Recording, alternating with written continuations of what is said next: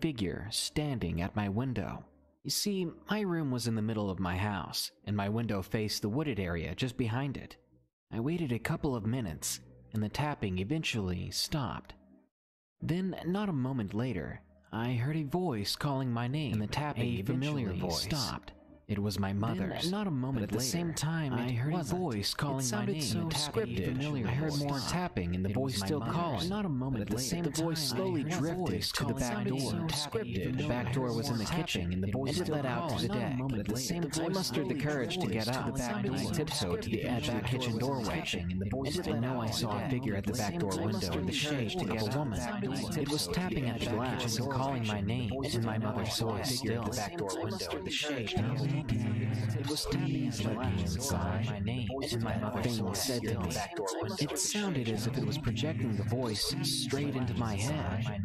I was a smart kid though. I tiptoed to my mother's room and quietly opened the door straight into my head. There she was in bed. I was a smart kid though. I tiptoed to my mother's room and opened my way right back into bed. I hid under my covers. She was, sure enough, the tapping at my window started again. But I did not dare look. I hid under my covers. I fell asleep. The tapping when I woke up in the morning again. I told my mom what had happened. She frowned at me and rubbed my head. When I woke up in the morning again. You have such an imagination, she smiled, and continued doing whatever she was doing. I went outside the next day in the morning. There were footprints on the ground where my window was.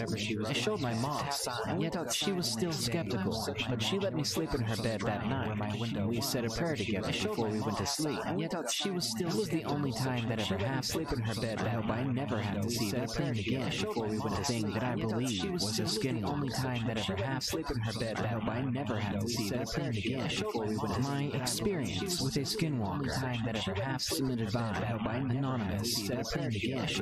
My experience with a skinwalker. I've never been a person to think that skinwalkers are real. That is, until 1 week ago.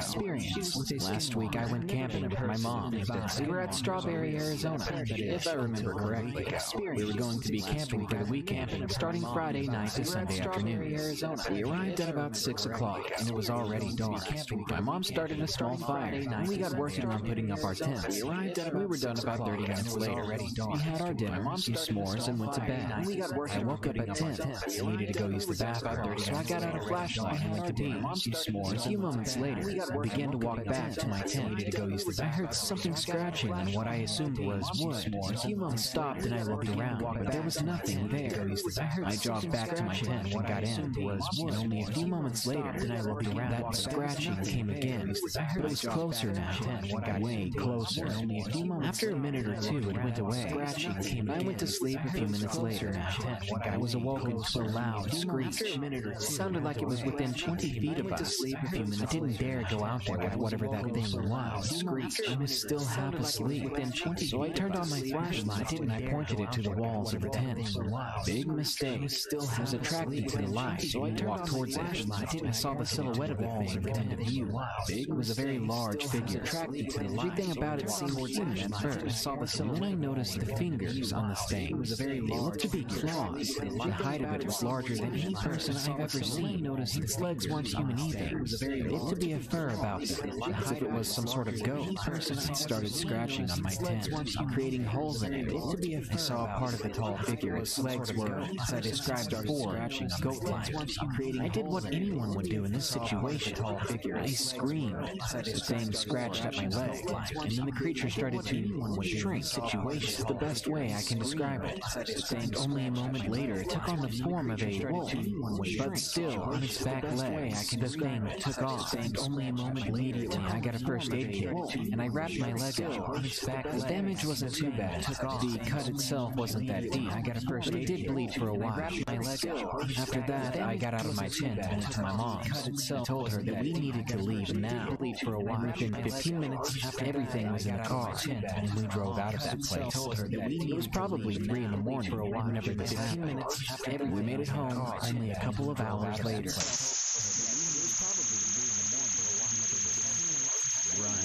Submitted by Alex. This is an account of something that occurred 2 years ago now. Something that cannot be logically explained to this day. I live in northern Illinois in a nice neighborhood. There's good people, and they're pretty boring. Logically explained to this day. I live in northern Illinois in a nice neighborhood. There's good people, and they're pretty boring. I live in northern Illinois in a nice neighborhood. There's good people, and they're pretty boring.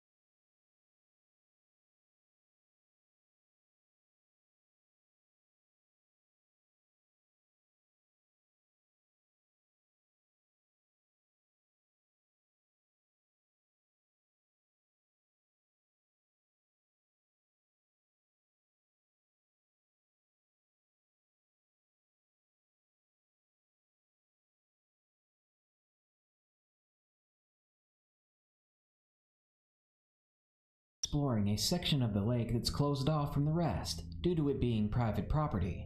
It was the dead of winter, and as the sun set, we were armed only with our wits and some flashlights. Closed off from the rest. We were searching for the presence of the small wolf pack or coyotes that had taken up residence here. Initially, we found nothing, but it was expected as wild animals tend to stay away from humans.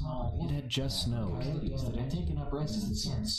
Initially, we found nothing, but it was expected as wild animals tend to stay away from humans.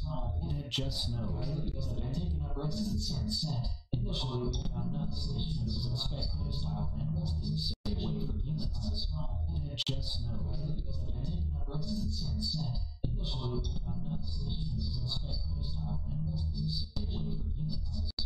It had just snowed. That had taken up residence here. Initially, we found nothing, but it was expected as wild animals tend to stay away from humans. It had just snowed. That had taken up residence here.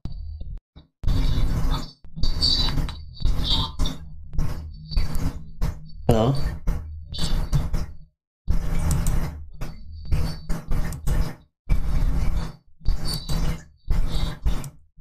What the hell?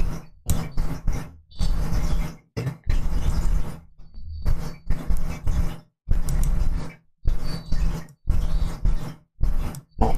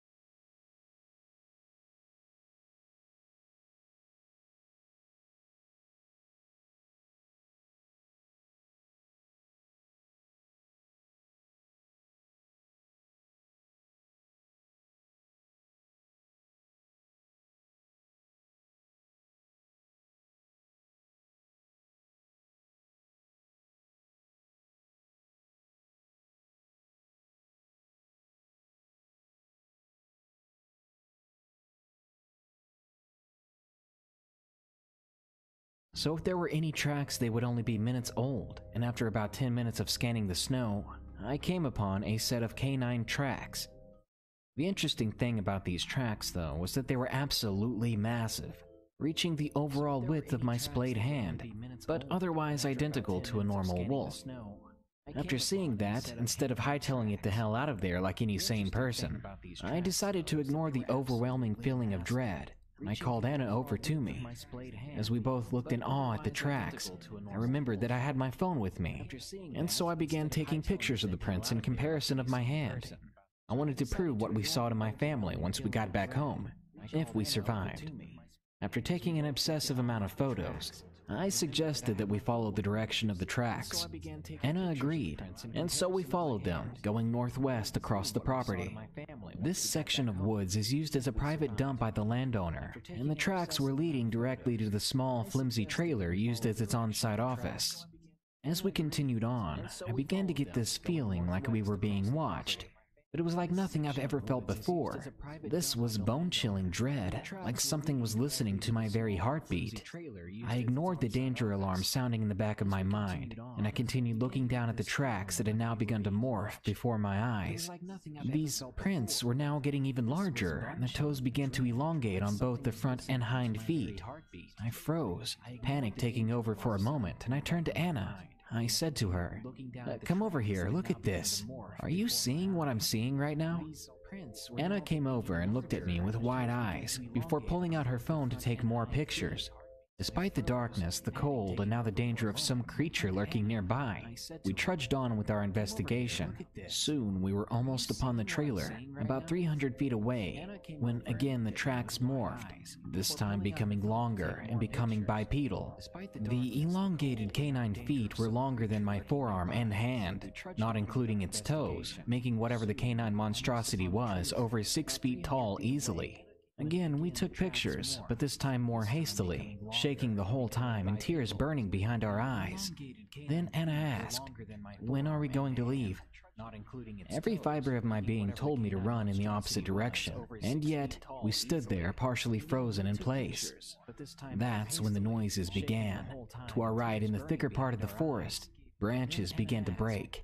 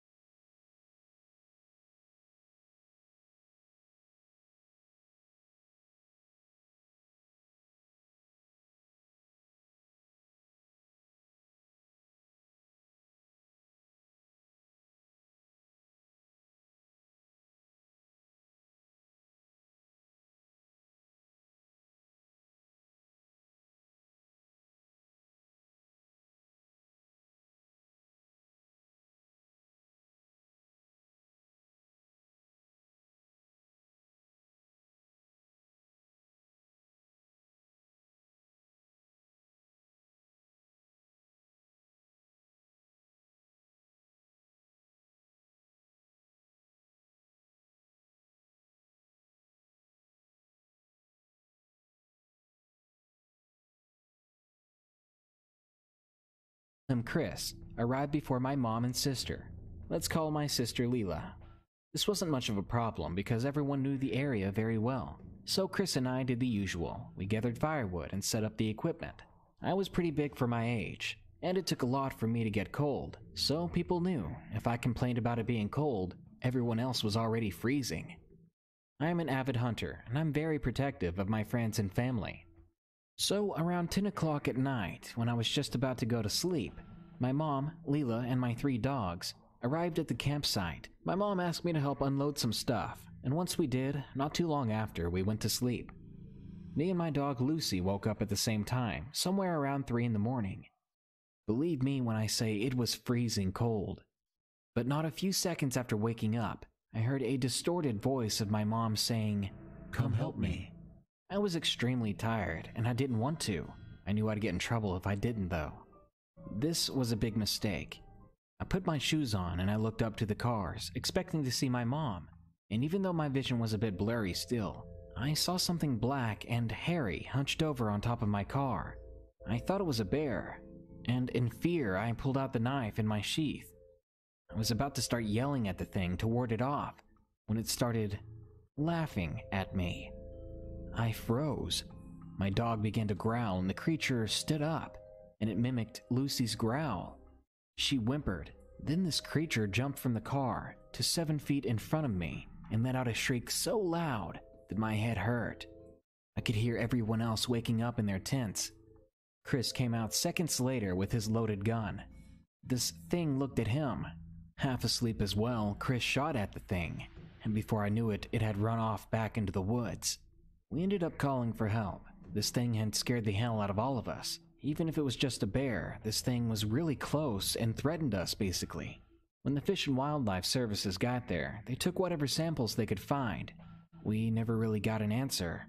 But being Native American, I've always heard stories, so the word skinwalker quickly came to mind on our way home. It stayed with me for a week. Submitted by Pyrocaster.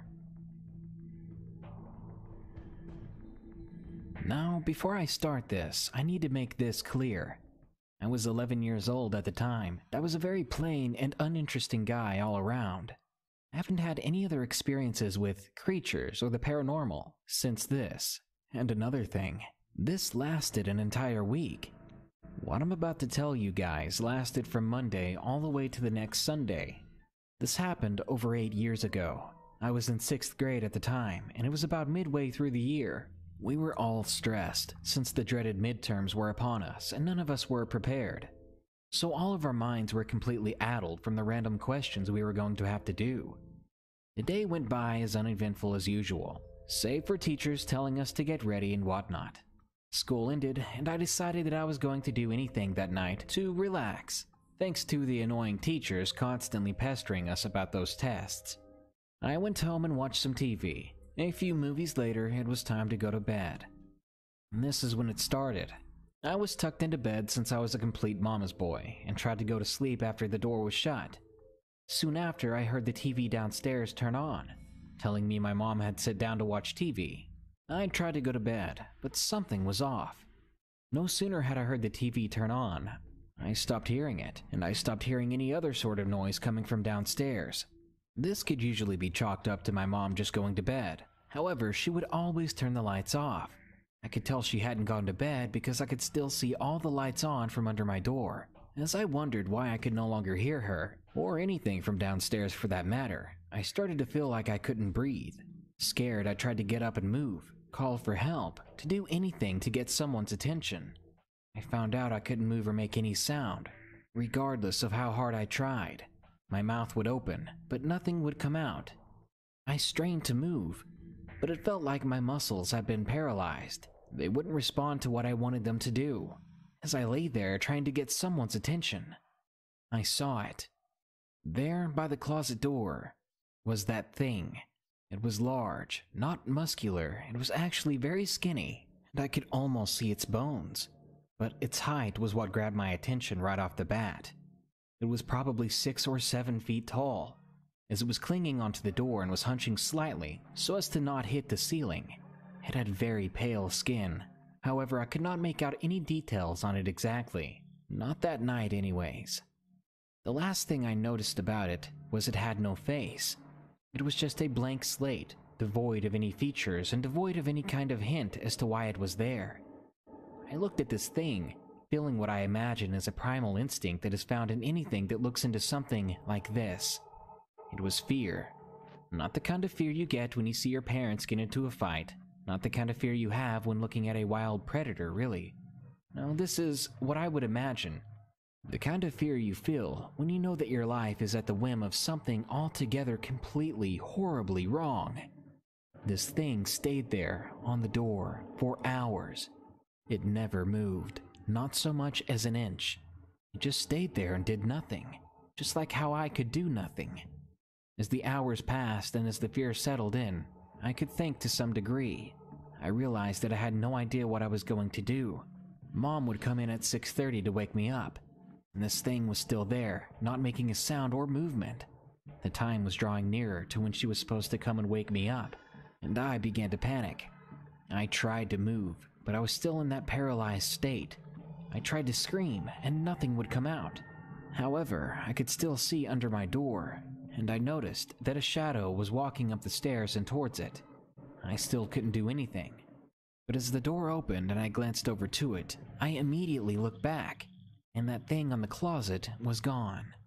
It vanished without a trace. When it was gone, it felt like I had control over myself again, save for one thing, and that being a strange feeling that I shouldn't tell anyone what happened. So when my mom opened the door and saw me, asking why I looked so pale, all I could say was, it was just a bad dream. You know, the one about the werewolves in the kitchen. Seeming to understand, or at the very least thinking she did, she came over and told me it was all right, and that monsters weren't real. I really wish that was true. I even went to school like normal, and I forgot about what happened the night before. School ended, I got home, and I went outside to walk around the neighborhood. I was back home before dinner. I went upstairs to go to bed, having completely forgotten or maybe having wrote it off as a bad dream, and I tried to go to sleep. That night as well, however, it came again, and this time was almost the same as the night before. I lost all of my hearing, and then I could not speak, and finally I was unable to move a muscle. Same as before. And then there was that thing again. This time it had changed positions. Now it was further down the door, its knees bent backwards. It was crossing its arms, which I could tell from its new angle had claws on the end.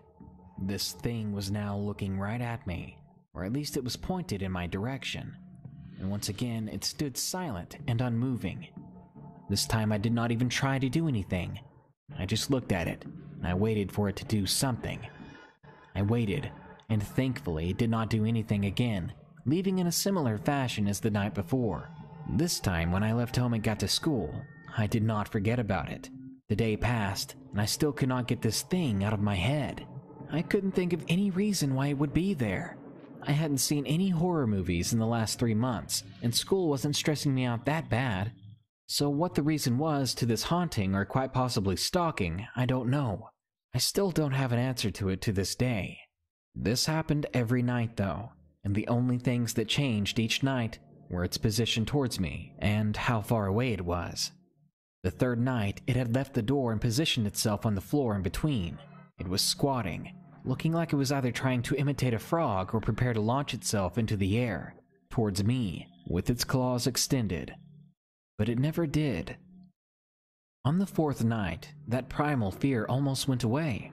However, it got even closer, now peeking its head over the end of my bed, with its hand actually on it. It stayed like that all night.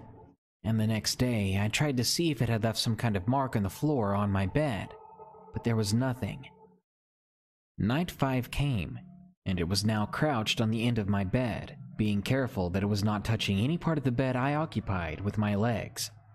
Night 6, and it was no longer on my bed, but extremely close on the wall to my left, holding a position that looked like it was eyeing a toy or foreign object. Now, before I talk about the last night, as it is the hardest and most uncomfortable part for me to write about, let me say that I had tried to block it from getting closer each day before I went to bed. I would put coats in the closet, which made it leave the door. I tried to put a chair in between me and it from where it was at the night before, and it ended up pushed to the end of my bed.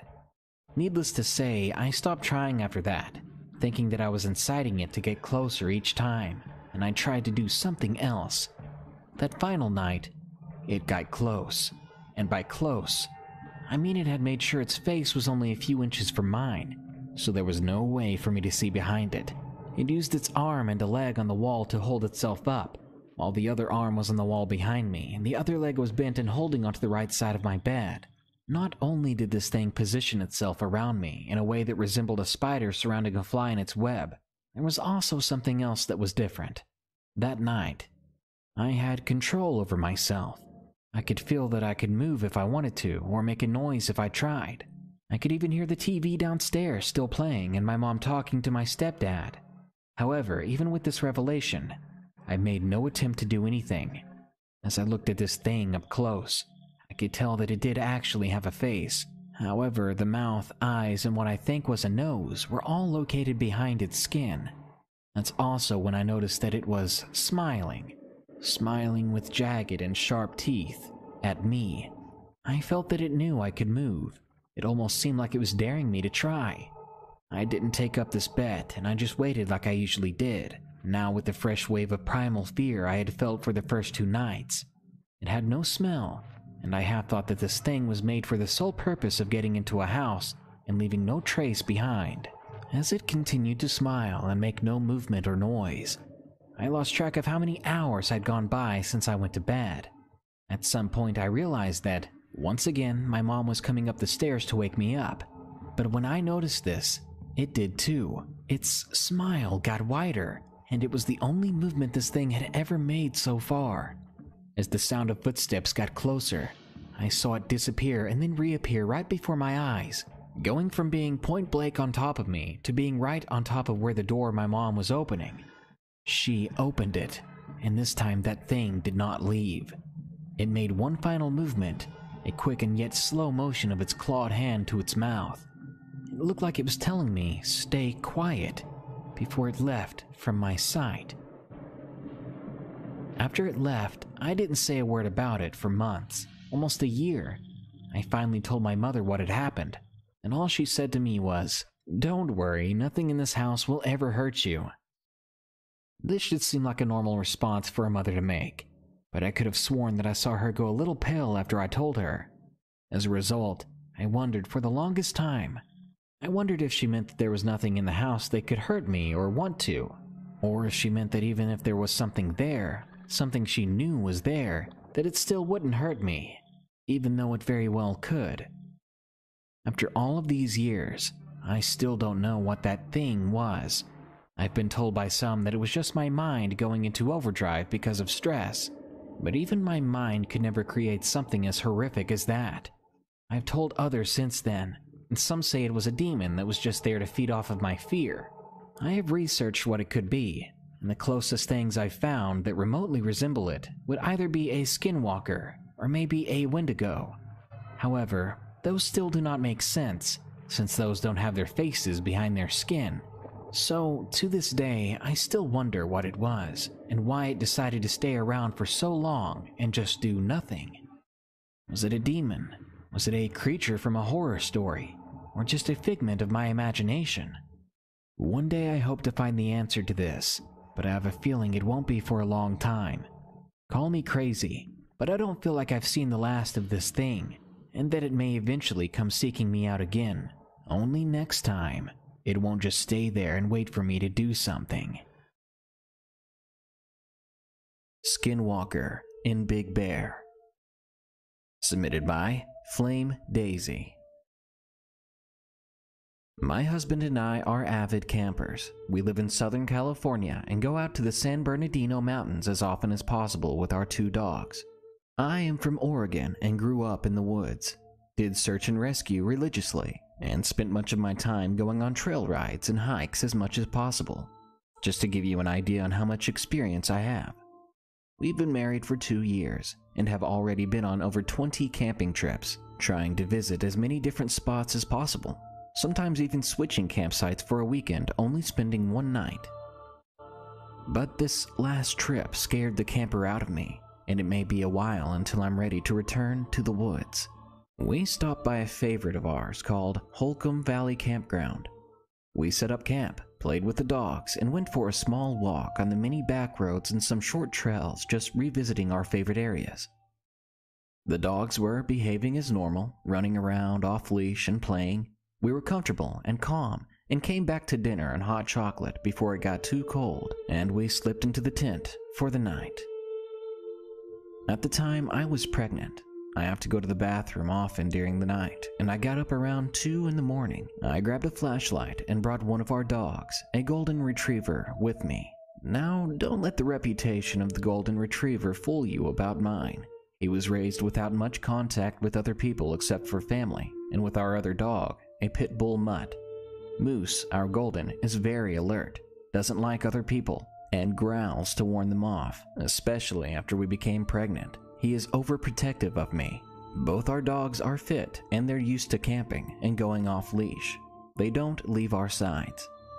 So Moose and I made our way to the bathrooms, and of course he came with me. He stuck by my side as usual. While I was doing my business, Moose's ears pricked up, and he growled his get-away growl. I was nervous. I didn't bring my knife like an idiot, and all I had was a flashlight. I figured it was just someone needing to use the restroom. I ordered Moose to stay by my side, and we left. But no one was there. Moose's hackles were up so high he looked huge, and he was pressed up against my legs so tightly it made me almost have to pee again. But we fast-walked all the way back to our tent and jumped in. I made sure my knife was there. My husband was fine, and our pit bull was okay too. Everything was great, and Moose even relaxed a bit, laying down right next to my head, and I eventually fell asleep. Now, here's where it gets really disturbing. I woke up about 45 minutes later to a low woof from Moose and our pit bull growling. They were listening intently to my side of the tent, both of them nearly shaking. I put a hand on them to calm them down, and that only made them jump and growl even more. My husband is such a heavy sleeper, I knew I couldn't wake him, so I got a knife ready, and I listened. I would say whatever it was about 40 to 50 feet away from us. It was stalking over the fence that divided the campsite from the road. It sounded deer-like, with light feet just barely crunching over the ground. I had been camping with herds of deer before, and it sounded very much like that, and our dogs had never seen a deer before, so I gave it to them that they might be scared. I lay back down and just quieted them, saying very clearly, "Shh, it's okay guys, it's just a deer." But then, the deer outside said something. And almost my same voice. Just a deer. This voice said it like it was practicing something. Like how you rehearse a line you just can't get right in a speech. I gasped so hard my dog started barking like crazy. My husband jumped up and hollered at them for scaring him. I listened for the thing again, almost in tears. But the sound never came. The dogs were on edge for what seemed like hours until they finally calmed down. And it wasn't until then that I could finally fall asleep. When I woke up the next time, it was from a bad dream. I just remember running barefoot, and my feet were cold from being outside of the sleeping bag. It was nearly 5 in the morning, and the dogs were on edge again. This time I didn't hesitate. I grabbed my knife and set up listening to everything. I said clearly, "Are you there?" towards the direction of the fence, but nothing said anything. I think I repeated myself about 2 more times until a coyote howled. It was far away and clear, and I was starting to calm down, thinking I was silly for thinking that something like a skinwalker was out there, when the coyote howled again, this time much, much closer to us, like right across the road.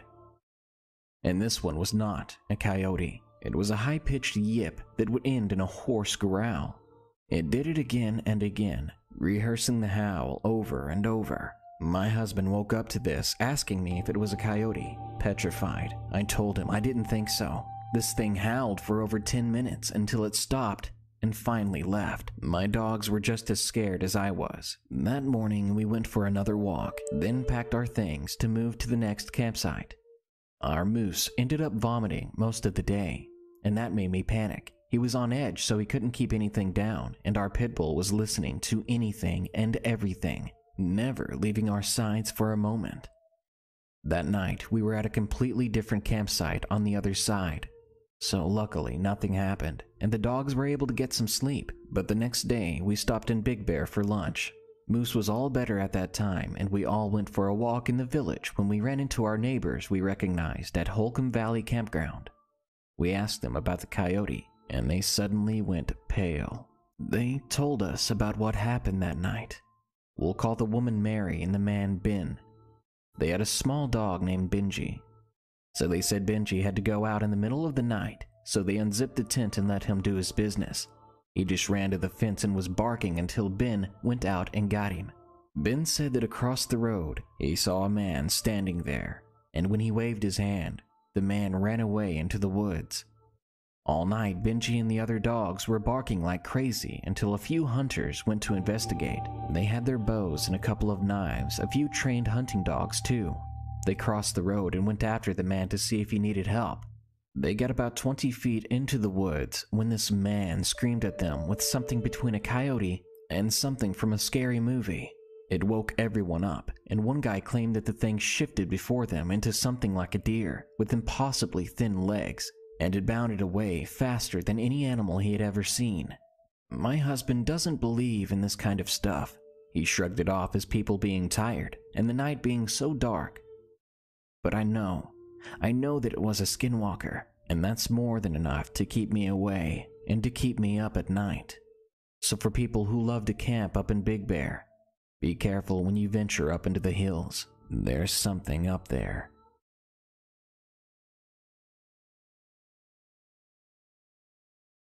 Whatever it was, it followed me. Submitted by Noto Bird. It was a summer just a few years ago. I slept in a bunk bed with my brothers in the room that we shared. I woke up one night from the top bunk. Like I said, it was summer, and it tends to get stuffy at night, so the window was open. I could hear a very slow, raspy breathing and the sound of the screen from the window being scratched. I quietly rolled over onto my stomach and looked over to the side of the bed down at the window. It looked like a man, but its features were just wrong. It was as pale as the moon and bone thin. It had long arms, and it had a hand with long fingers scratching at the screen of the window. Its eyes gave off a soft glow, and they sort of lit up the room a little bit. It was just looking around the room from behind the window.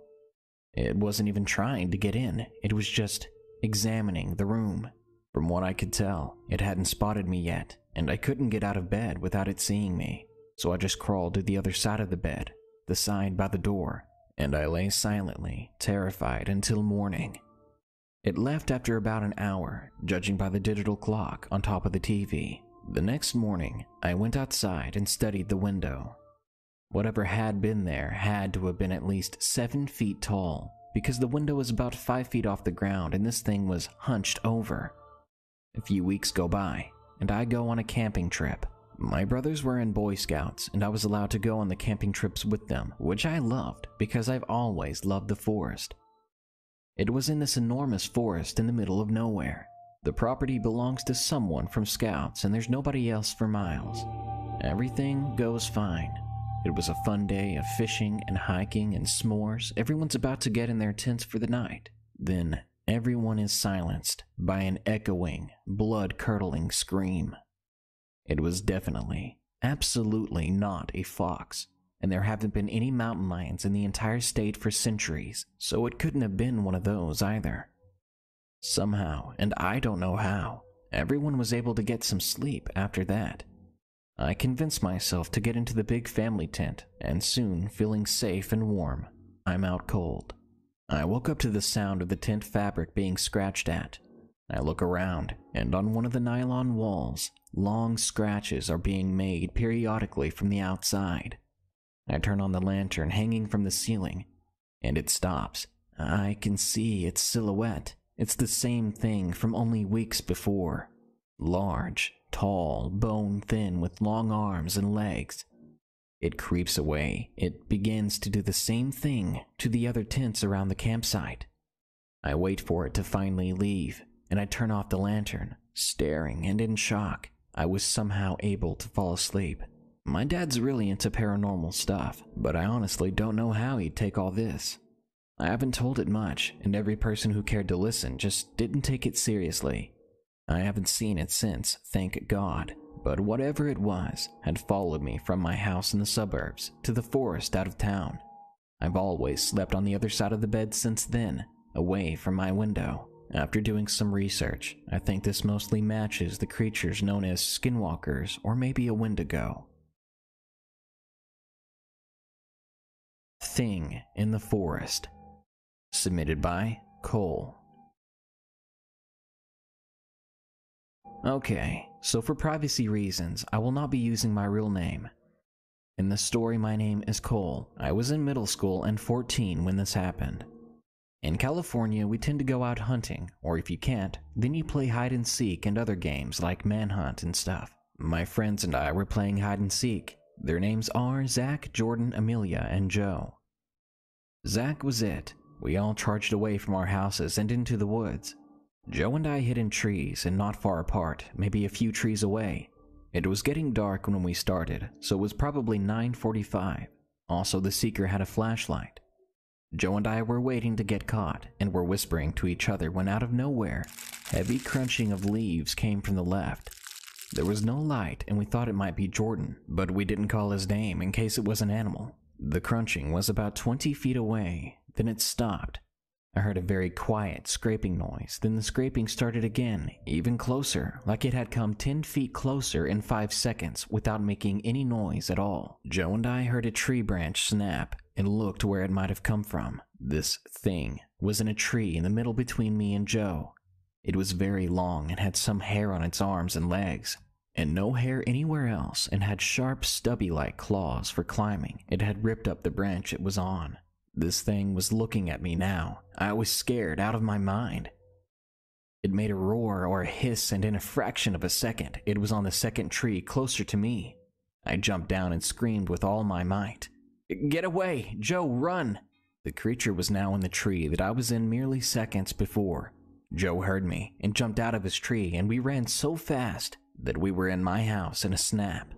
We heard loud ripping noises coming from the woods. We took my dad's flashlight that can light up a distance of 50 feet and shined it at the tree. The tree was torn apart. Then we heard insanely deafening steps.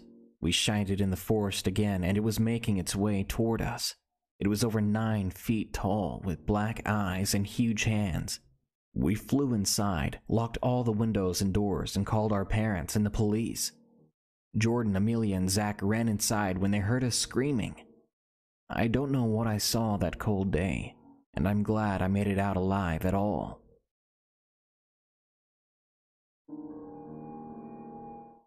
Something was at the door.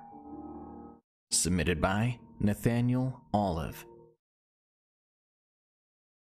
My name is Nathaniel, but most of my family members called me Nate or Nathan. And by the time these events had happened, I had fully moved out of my aunt's acreage and had been living in my creepy house for about 5 years. I had turned 11, and I had come to visit my aunt and uncle for a family get-together to say hi and hang out with my cousins. I will give a little background information about the house. It was built by my aunt and uncle before I was born, and it lay on a hill with part of the basement not inside of the ground because the hill is sloped. The part of the house that is not in the dirt faces the woods and has 3 windows on the left side of the living room and a large door that is on the left of the room that is right next to the last window toward the left of the living room. There is a large door that is on the left of the room that is right next to the last window of the left of the living room. There is also an inlet area to the very far right that has a counter or bar looking area. This is buried under the hill, so it doesn't have any windows. The living room is connected to the stairs that are in the hallway, and the hallway has a bathroom at the end of it. There are 2 spare rooms and a toy room on the right side. The toy room also leads into a room that connects to the outside through a little door and window. This room isn't usually locked because the door that leads to the toy room is locked 100% of the time. This door that connects to the toy room is made of wood and has a pane of misted translucent glass. We ate dinner, and my mom and aunt decided to get drunk, so we were going to have to stay the night. My brother and I had to sleep in the basement, and I was fine with it because I had stayed there many times before. My brother and I were forced to stay in the same room downstairs by the living room, which faced the woods directly across from the house. The windows facing the forest are split up, and there are 3 of them on the left side of the room. They are 5 feet by 3 feet windows and are very large. The room also has a door on the right side of the room, just next to the last window on the left. This door doesn't have a lock on it, it's just a doorknob. It's not like I haven't seen wolves, coyotes, bears, and mountain lions, and since I am an avid hunter, I'm quite sure the thing I saw that night was not any of them. During the night, around 3 in the morning, I had gotten up to get a drink, and while I was in the washroom, I heard a tapping sound from the living room, and then I heard my name called. "Nathaniel, come here." The voice called in my mom's voice, and I found this weird because she usually calls me Nathan, but she was intoxicated, so I didn't feel too concerned. Thinking she was drunk and was sleeping on the downstairs living room couch, I peered around the corner of the hallway to look into the living room. This, however, was a mistake because what I saw was a large figure standing about 5 feet from the window. The only features it had that I could see were its arms that were very long and had a full set of creepy, spindly fingers. Its torso was very thick at the top, but turned into a V shape as it went down towards the waist. I could not see the head because it was so tall the head was out of view. As I watched it, it began to move towards the door that leads into the living room, and with a long, thin arm it reached for the handle. Seeing this happen seriously disturbed me, and I knew I needed to scream. So that is what I did. I screamed so loud that I woke up everyone in the house, including my very drunk aunt and mother. Before I knew what was happening, the thing at the door bolted into the woods, and these woods are about 50 feet from the door. And it made that run in about 1.5 seconds flat. As I watched it running before it went into the woods, it went down onto all 4s and disappeared into the pitch black darkness of the forest. About 10 seconds after this, my uncle came down the stairs with his loaded shotgun that he kept in the house. He saw me on the floor just outside the living room, almost pissing myself. He knew I had seen something and asked what it was. I told him, but he just shrugged it off because he thought I had seen a wolf or coyote outside the door. The worst part was, when I went up to the door and looked at the knob, I realized it hadn't been locked. I'm 18 now, and I have not stayed at this house until recently, about 2 months ago. This time I stayed the night because my uncle and I were going out the next day on a week-long camping trip to go hunting and fishing. I again had to stay in that basement in the guest room next to the living room. I didn't really feel unsafe that night until I was awakened by a noise in the toy room across from my room. A tapping noise, and then a voice that sounded like my uncle's, but strangely weird. "Nathaniel, come here and give me a hand." By this time, I was seriously freaked out, and I looked outside my room into the toy room. Inside that room, I could see the door that connects to the next room, and through the glass, I could see the figure. The same figure I had seen so many years ago, standing there and tapping on the pane of the glass. I went up to the hallway connecting door and slammed it shut, and collapsed against it, beginning to cry. My aunt and uncle heard the door slam and ran downstairs to see me crying. They asked what happened, and they asked me a very creepy question. Did you see the thing? This thing that's been bothering us for years? I looked up at them, and I could see the fear in their eyes. I nodded, and they sat next to me and gave me a hug. The next morning, my uncle and I headed out, and we went on our trip. Before going, we looked in the room I saw the figure in that night, and on the other side of the pane of glass, there was a chip that wasn't there the day before. Apparently, after I had seen this thing 7 years earlier, it had begun to torment my cousins by tapping on their windows and calling in their mom and dad's voices, calling their names and asking to be let in. This thing, whatever it is, it still comes almost every month to ask my cousins to be let in using their parents' voices. I wish it was a bear. Submitted by Hunting Love. This story, though it might come across as cliché, is very, very true, as both I and those involved swear by it. I will also be changing the names of the people involved, including my own. Having said that, let's continue. So we've all heard the stories about the neighborhood Wendigo, Skinwalker, or Dogman, or whatever you want to call it. Boy in a house out in the country at night, you know the drill. That's why I was rather reprehensive towards the idea that my father, who was divorced by my mother a good 4 years ago, would be moving in with a girl named Janet. She lived just outside a small town called Winthrop in Washington State, which has a measly population of 420. Her home was situated on a hill, on a large and rather secluded property that featured access to a creek and train track by trail. She had a front yard that was damn near an acre, with a thin line of trees around the edge. The rest of it was a clearing that would allow her 2 dogs, Rusty and Ranger, to graze during the day. At night, though, the field would become so dark that I couldn't see past the midpoint in perfect conditions. On one end of the field was a small dirt road in which people like me and my father could access the property from the highway. On the opposite end, closer to the forest, was Janet's home. If one were to look over the field from Janet's porch, there was a fire pit to the right and a small garage to the left. My father had custody over me every other weekend, and lo and behold, I'd always be at Janet's home. Both Janet and my father smoked, and I'd sit with them during their nighttime cigarettes. With my back to the field and them sitting facing each other in parallel to the house, we'd just chat for sometimes hours on end. One night specifically, in the middle of the summer, we were chatting along until my father stopped abruptly. He was an avid believer in the Second Amendment, and I saw his hand drift to his side and onto his .40 Smith & Wesson. He looked over to the field, and both me and Janet turned with him. The dogs went mad, barking into the darkness, and then silence. When I say silence, I don't mean a lack of human voices. I mean a heavy silence fell over the forest. We could no longer hear the ambient sounds of animals out in the woods. The dogs stopped barking, and even the trees seemed to stop swaying in the breeze.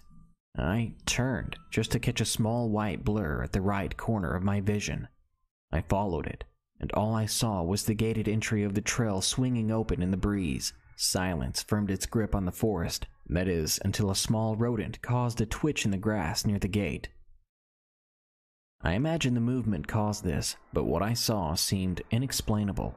A white, humanoid figure that couldn't have been more than 5 feet tall with the glowing eyes of a predator sprinted and grabbed the rodent from the grass, rolling over it and eventually slowing to a stop. It took the rodent in hand, tearing it in half.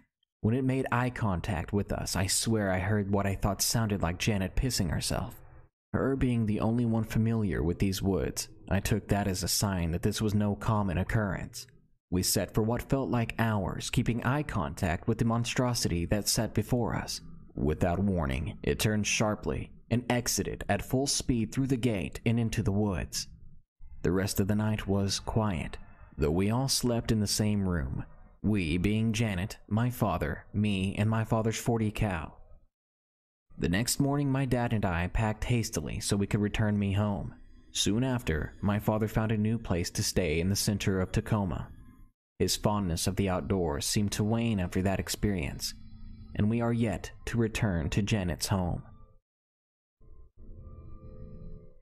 The Bloody Skinwalker. Submitted by Daniel. This was the most horrifying experience of my life. I am a 14-year-old boy, and I'm obsessed with horror. I'm tall for my age, about 5'11", yet despite being bigger in size, you've got to know how terrified I was with this encounter. I was on a missionary trip to Mexico with my church. We would be there for about 10 days. We would preach all day and rest all night. Well, sometimes we would preach, and other times we would listen to the old natives that lived there. They would tell their stories of their God and other things. It was the 6th day when me and my good friend Eric were told of the creature called Ye-na-da-lushi. I had been listening to ghost stories and demon encounters, but this one made me scared, like very, very scared. The native told us that saying its name will attract it. He warned us clearly to never say its name. So when we were done listening, he blessed us. A couple of hours later, Eric and I were talking about the day to our missionary leader. We said the name about 2 times, being the idiots we were. We soon forgot all about the warnings and snuck out that night, drinking energy drinks and coffee to keep us awake and energized. We were interested in going down a path the locals called Creep. It led us deep into the forest. I was enjoying it, but Eric was on the edge. We were walking, and I had caught the scent of a strange smell. It smelled like rotten milk, but much worse. I don't know how to describe it exactly. I even began to get a little bit paranoid that we were getting followed, and creepy enough, I was right. We soon started hearing heavy footsteps behind us. I stopped, and Eric did too, and whatever was making the footsteps stopped as well. We were scared to death. We decided it was best to go back, saying that maybe a wild animal wanted to have us for dinner. I began to walk back. I turned around to Eric and told him to hurry up, and I bumped into something. The smell was stronger than ever. It felt like I had bumped into a red-hot iron. I jumped back to see the tallest living animal I've ever seen in my life. This thing towered over me, and I swear to God it had some sort of reddish thing covering its dark brown fur. It's hard to explain its head and facial features. It was like a bear mixed with a human in the worst way. Its eyes were blunt yellow, and I feared for my life. I didn't have to scream. The creature did for me, and it sounded like a wolf's howl mixed with the static of a TV. I ran, and I grabbed Eric, who was paralyzed with fear, staring at the thing. We both ran faster than we ever had before, back into the direction we had come from, but we heard its heavy footsteps behind us. I could feel my adrenaline pumping, so I pushed my legs harder and harder, all the way back to camp. After a while, we finally reached it, but something told me that I had to look back. When I did, at the tree line, I saw a huge coyote. Not the same thing I had seen before. I walked backwards towards my tent, still looking at the thing, and I watched as it stood on two legs. Then I heard the disgusting sound of bones cracking, and one moment it was a coyote, and the next it looked like a jaguar, enormous in size. It leered at me, eyes yellow, then ran off into the forest. I didn't sleep that night. I was extremely scared but tired, and I was far too terrified, thinking that all that separated me from that creature was a thin wall and a tree line. Eric and I told no one. It was very quiet until the 10th day arrived, and we left, thank God, back to my hometown. And honestly, ever since then, I have my reservations about going back into any sort of woods, ever. Sure, it sounds unhealthy, but this experience really told me you never know what you'll see in the woods. The Sheep Man. Submitted by Gabriel O. At the time of these events, I was only about 14 years old. I had never been as far as a few miles away from my home, with the exception of staying at a friend's house. However, today I felt the need for adventure. It was around sunset when I ventured out into the flat marshlands of Alviso, my hometown. I was supposed to meet up with a few friends an hour earlier to gather a team to explore what some refer to as a ghost town. Keep in mind that up to that point in my life, I was never too superstitious and into paranormal things. They only seemed like things for TV screens. Anyway, my friends never showed up, so I was left to venture on by myself and my small dog Zero. I packed a backpack full of water, a sandwich, some dog treats, and of course a flashlight and pocket knife I had taken from my grandfather's garage. After walking about a mile from my house into the marina, Zero and I began on the trail that supposedly led to where the ghost town was supposed to be. In my head, I was a bit doubtful, wondering if this supposed ghost town was just a hoax or a local myth. Fast forward a few miles down the road, and I noticed that it's quiet. Dead quiet. There were no crickets or birds, just a small breeze brushing over the tall grass and water beside me. The trail was lit by moonlight and my flashlight. It was so dark.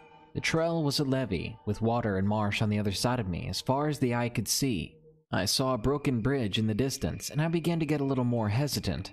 I started thinking, what if it breaks while I'm on it? What if the ghost town really was real? And what if I'm never seen again? I look down to see Zero wagging his tail at me, and this calms me a bit. We make our way to the bridge. We cross it safely and walk a few hundred more yards before my heart skips a beat. In the distance is the silhouette of a few small houses that looked demolished. In order to get to the houses, there is another newer bridge that is there only for the Caltrain to pass on. The bridge is pretty big, so I'd have to jog across to ensure that I don't get hit by the oncoming train. As I start walking, both me and Zero get a bit weirded out by the place, and I have a super strange feeling in my gut telling me to get out of there. I ignore it and I push on. I finally reach the other side and the houses are in sight. All of them are in ruins, wrecked from the flood that overtook Alviso some time back. This was all that was left of what was once known as the town of Drawbridge. I make my way over to the houses, and though it sounds impossible, things got more silent than they were before. Whatever breeze there was now gone, and the crickets and birds were beyond absent. I could actually hear my heartbeat. I shine the flashlight in front of me and make my way into one of the houses. It's really creepy, with "Welcome to Drawbridge" graffiti on the wall. All is normal until I see frantically painted words on the wall that say, "Home of the Sheep Man." I get weirded out, and I'm about to leave when another bunch of words catches my attention. I shine the light on them and my heart drops. "Don't let Mr. Salim follow you home." And that was all I needed. I was ready to get out of there. Just then, Zero began to bark. Not just a regular I saw a squirrel kind of bark. I'm talking a defensive, ready-to-attack bark. I pull him back from whatever he's barking at, and I tell him to quiet down. Probably just a rabbit. He's pulling harder than I ever thought a small dog could. He's barking toward the back door, which has an open view of the marshland and tall grass behind the house. And that's when I see it. Standing no more than a few hundred feet away is a naked sheep. But it's large, far too big. I back up slowly and step on a broken piece of wood. The noise catches its attention, more than Zero's barking. As soon as it sees me, it stands on hind legs in a very humanoid way. I could make out from the distance that this thing was tall, taller than me. It's just standing there looking at me. Zero barks again with a bit of a whimper. This thing lets out the most bone-chilling screech you could ever imagine. You could compare it to the cross between a child and the tires of a car stopping abruptly. Its mouth opens slowly, and out comes my voice. My own freaking voice. But the tone of it just seems off, like it was being said through an old radio or something. It says, "Come here, Zero. Come play with me." Then it starts to walk toward us. Its stride is robotic, but at the same time it sways back and forth like a drunk man. It's getting closer to us at an alarming rate.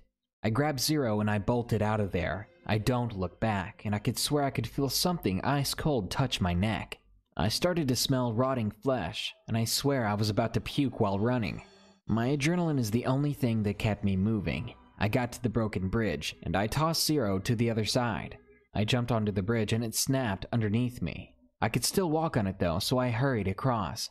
At this point, I realized that I had dropped my flashlight while running away. I look back. Big mistake. It's standing there on top of the house I was just in. Just standing. Even though it's crazy dark, I could feel its eyes looking back at me. I keep running with Zero all the way home. By the time I reach my house, it's already almost 3 in the morning. I told my mom that I was going to a friend's house, so she didn't bother knowing where I was. I got inside and put Zero back in the backyard where he stays. I crawl into bed and I leave the TV on that night. It takes a while to go to sleep, but I was finally able to, only to wake up to Zero growling again. But I'm too tired at this point to be alarmed. I wake up the next morning thinking it was a bad dream, until I see the scratches on the back of my neck. I told my friends the story, and we all agreed that if we ever go again, well, if they actually go with me next time, we must go during the day and we have to stay together. Ever since then, I always sleep with my windows closed and lights on, in fear that one day I'll see that thing again. I still check the backyard before I sleep. I don't know what this thing was. I don't know if this thing was Mr. Salim or the Sheep Man, or if they're one and the same. All I know is that I never want to see it again.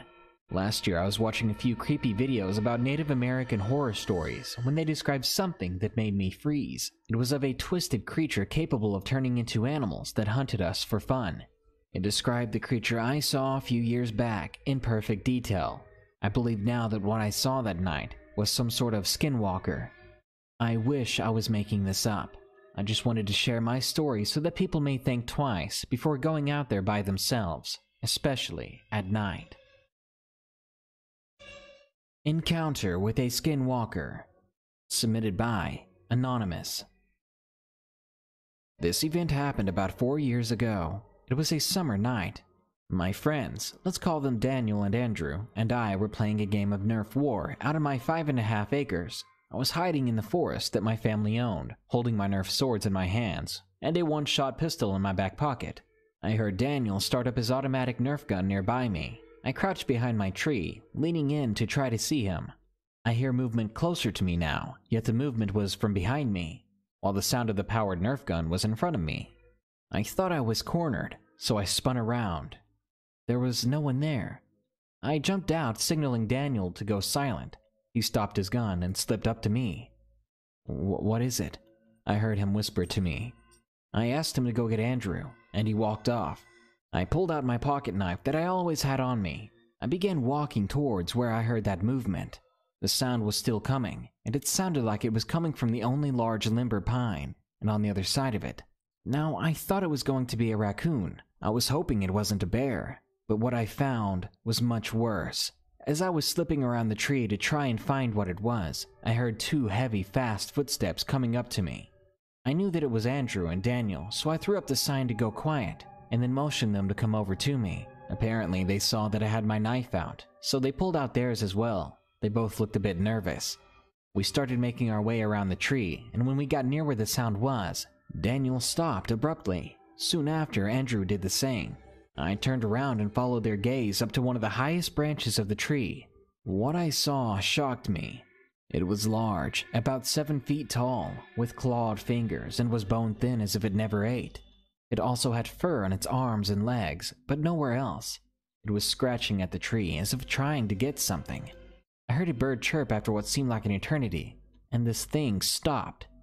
Then it turned around to where the bird chirped. I saw it open its mouth and heard it mimic the cry. It was off, almost as if the sound was cried from one end of a tunnel, and I was hearing it from the other side. I heard a gasp, and too late, I realized that I was the one that gasped. The thing shut its mouth, and it starts to look around, trying to pinpoint where the sound came from. The 3 of us threw ourselves against the bottom of the tree, trying to hide from it. I dropped my knife on the ground, but I didn't care at the moment. I could hear the creature starting to move down the tree, and I heard it hit the tree on the other side of where we were. I was too scared to try anything, and my friends were petrified as well. I heard the thing breathe, and then, "Where are you?" I heard a distorted voice from the other side of the tree, but I could make it out to be my own. I did not want to move. I was looking for a way out of there, but what would the thing do if we made a break for it? My eyes fell on my knife, out in the open directly in front of me. I knew there was absolutely no way I could try my luck on stabbing this thing, especially with how long its arms were and how fast it moved. I heard it moving around the tree, and I decided, if I died, at least my friends had a chance. I lunged at my knife, turned around from the tree, only to face myself. I screamed, almost by instinct, and I lunged forward with the knife. I missed. The thing was fast. It stumbled backwards, made the most blood-curdling scream, and dashed off into the woods. I stood there in silence, dazed by the shout that I even survived this, and saw my friends get up holding their knives. We gathered our stuff and went home, and I told my parents what had happened. My dad went back and checked out the property, but of course, to no avail. I haven't seen the thing since, but it seemed to be something right from a nightmare. Skinwalker stalks me at night. I have lived in New Mexico inside the Navajo reservation since I was born. I am 17 now. Since I was a young boy, my grandmother, who worked as a cashier in her own shop, which sold old Navajo relics, would tell me of skinwalkers. She never said anything bad about them. She told me of how her aunt was one, and how she would always see an odd-looking deer looking at her through her bedroom window at midnight when she was a young girl. She said its eyes were pure black, and it wouldn't move. She once tried to wave at it, and when she did, she said it rose up on its hind legs and walked towards my window. She could hear the crunching of leaves and branches get louder and closer as it approached the window. Her bed was right next to it. She got scared and pulled the very thin sheets over her head. The moonlight seemed to cast a shadow of the deer on her sheets. She lay there, trembling in fear, as she saw what seemed to be hands of the shadow scratch at the window. When she was telling me that part of the story, she very quietly said, "They were not hooves, they were hands, fingers. This deer had hands." It began to scratch more at her window. She saw its long, disgusting nails through her very thin sheets. All of a sudden, she heard whispering saying, "Open the window," in Navajo.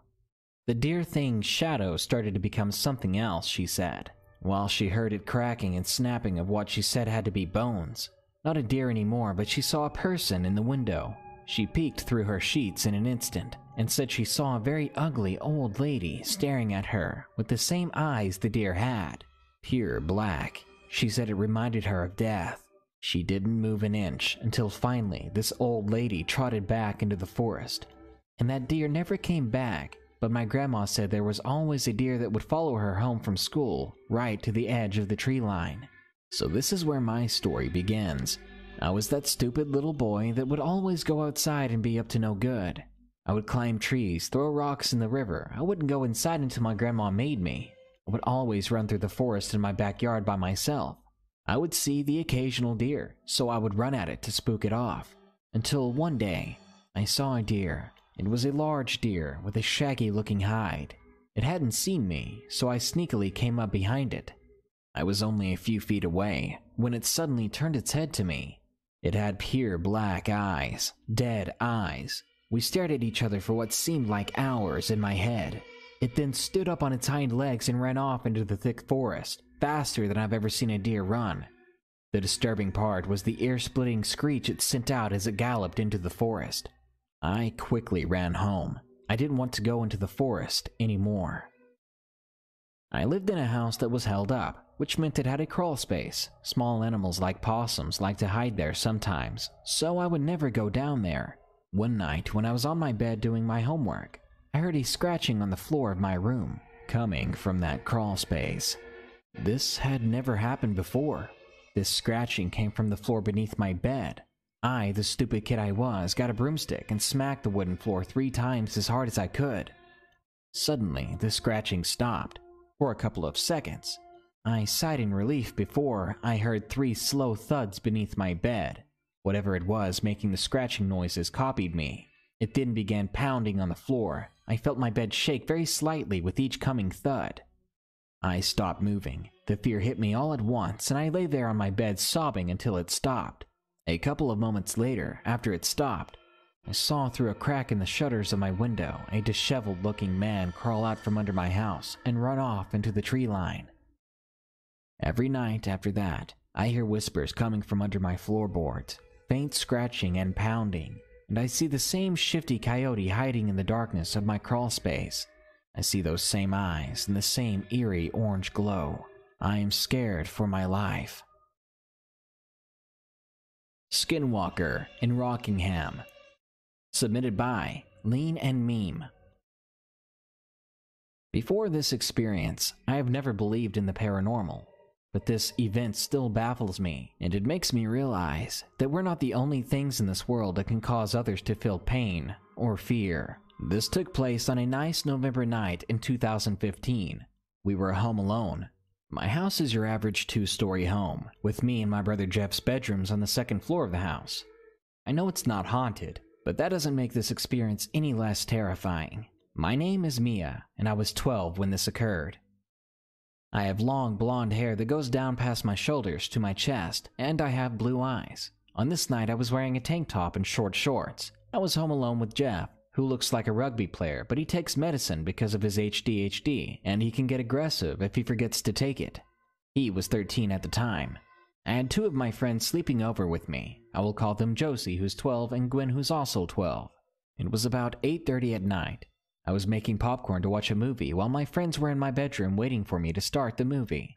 Jeff had kicked us out of the lounge. For those who care, the movie was pitch perfect, and I was pretty pumped to watch it with my friends. We were about 45 minutes into the movie. I was really enjoying it, and I'm sure my friends were too, but I needed to go to the toilet really bad. So I paused the movie. Then I told my friends that I had to go. I opened my bedroom door and went to the upstairs toilet. I did my business. When I was done and washed my hands, I decided that I may as well get a drink of water too. I went downstairs to the kitchen to get my water. I got my cup and filled it halfway. I downed it, and I was going to go up the stairs when I thought I would check on Jeff. I hadn't heard him say anything since I could remember. It was unusually quiet. I walked down the hallway that led to the front door. which branched off into the lounge. I turned into the lounge room and saw that Jeff was gone, but the TV was still on. This made me feel uneasy. I figured that he had just gone to his room, but that made no sense. If that was the case, I would have heard him go up the stairs. They were really noisy and creaked when you walked up or down them, and at the very least, he would have turned off the TV. After this thought went through my mind, I kind of freaked out. Where was he? And are my friends okay?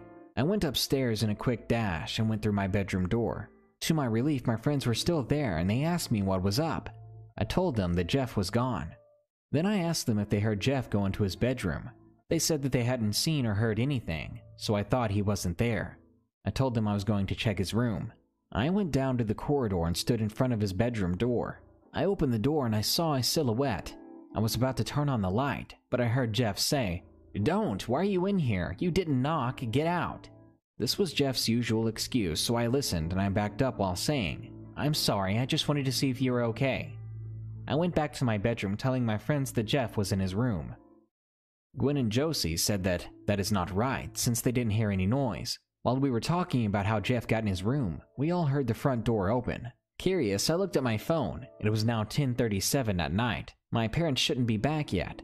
Then I noticed that whoever it was in the house was panting. Being scared that there was an intruder in the house, me, Gwen, and Josie went downstairs and called for Jeff. We heard him say breathlessly, "I think someone's in our backyard." We asked him why he thought that, and he said that he heard me calling his name. We were already looking at him in shock. I hadn't called for him, not to mention that I saw him in his room just a few seconds ago, so how had he just come in through the front door? I asked him why he was outside. He said that he needed to go to the toilet, but I was in the bathroom at the time, so he went outside. He opened the back sliding door and did his thing, and once he was done, he started heading back inside when he heard me call his name. He looked all over for me, he said, but he couldn't find me. And when he heard my voice again, it sounded like a whisper, and the tone was so off. Jeff said that he started to get cold, but he continued to look around the backyard while advancing towards the back door, but it was now locked. He heard a snap in the bushes and looked in the direction. He thought he saw some shadow humanoid figure. He felt as though it was looking at him, and in his own words, he said its presence felt evil. After staring at it thinking he was going mad, he rubbed his eyes, then took another look, and it was out of the bush and walking towards him. He backed up, but the silhouette said in my voice, "Jeff, I need your help," which I say a lot since he is good at many things that I'm not good at. After this, he booked it over our gate leading to the front yard, sprinting at full speed, and that's when he opens the front door. We asked what to do, but Jeff wanted to check his room to see if anything was in there. First, he grabbed his baseball bat from the lounge. Then we all marched up the stairs together like a scared riot, and we opened Jeff's door. We turned on the light and saw nothing, except that his bedroom window was open. At this, we were all terrified, including Jeff. It appeared to be closed when I was in there about 7 minutes ago, talking to the fake Jeff. So even if I did imagine Jeff talking to me, it does not explain how the window suddenly opened. We called our parents, and they didn't believe us, so they didn't come home any earlier, despite how afraid we all were. Nothing else happened that night, but this experience had me thinking, was it a skinwalker? I always loved the stories and creepypastas of unexplainable creatures, but honestly, I always doubted the paranormal existed, until this event. I sometimes have nightmares about Jeff calling for me, but when I answer, I hear a demonic voice say back to me, "I can't wait to meet again, Mia." I think I finally realize that there are evil things out there that would be happy to ruin your life, and they'll try to at any given chance. My Monster in the Woods. Submitted by Wiki. First, I'd like to say that I'm only sharing this story to gain some more insight on what I've been encountering. Whatever it is, it's easily the most terrifying thing I've ever seen. If anyone knows what this is, I would really appreciate the help. To begin, I live in northern Idaho, outside of a small town. I have 2 neighbors out here, but we don't really talk. On days I'm not working, I spend most of my days hiking and fishing, so I'm a fairly active person. Anyways, on some of my hikes, about 6 months ago, I started to find strange-looking footprints. I never took any pictures though, because I naturally just waved them off as two or more different footprints overlapping. The footprints looked something like a mix between a deer and a wolf. The back end of the foot would usually have a hoof, but the front would have toes and claws. It was a disturbing sight, but again, I figured it was probably just two footprints overlapping. No normal person would just assume it was some monstrosity lurking about the forest. Maybe a coyote or wolf crossed the path of a deer. Of course, the only red flag that ever came up was the fact that these overlapping footprints would always perfectly line up like that, in the same way. By then, my suspicions were high. This continued to happen for several weeks until I stopped seeing them on my hikes. Instead, I began to find them closer to my home, usually by my trash can. This genuinely scared me because, at the very least, this meant a wild animal was stalking around my home. There was no way they would get into the trash, and having lived here for almost 20 years, I have a pretty good idea of what the wildlife is like. This continued for about a week until I actually saw the thing that was leaving those footprints. Now get ready, because this is terrifying and bizarre. It must have been 6 to 7 feet tall, with what appeared to be a wolf's head. It had large misshapen feet and clawed arms. It looked a little mangy and very agitated. On top of its head, it had two extremely large antlers, almost the size of a typical set of elk antlers. And on its shoulders were a pair of what looked like tattered wings. At the time I saw it, I had just gotten home from work and was about to go out for a hike. After I got ready and I stepped outside, I saw that thing standing near my trash cans, rummaging through them. The worst part was when it saw me. It looked right at me with deep-set yellow eyes, and it just stared. You know that feeling when something really, really bad is about to happen? That's what I felt. Just as I stopped freaking out and realized that it was real, it started to walk towards me, very slowly, almost shambling like it was injured. Fortunately, I always keep my .44 with me in case of an animal attack during one of my hikes, so I shot it a few times in the chest. It gave a bestial roar and ran off, and to this day, I haven't seen it again. I just want to know what it was that I shot. I know that if I hadn't, it would have tried to hurt me, and that doesn't help what I saw. If anyone has seen the same thing, please share your story. It would really help. Wendigo on the Roof.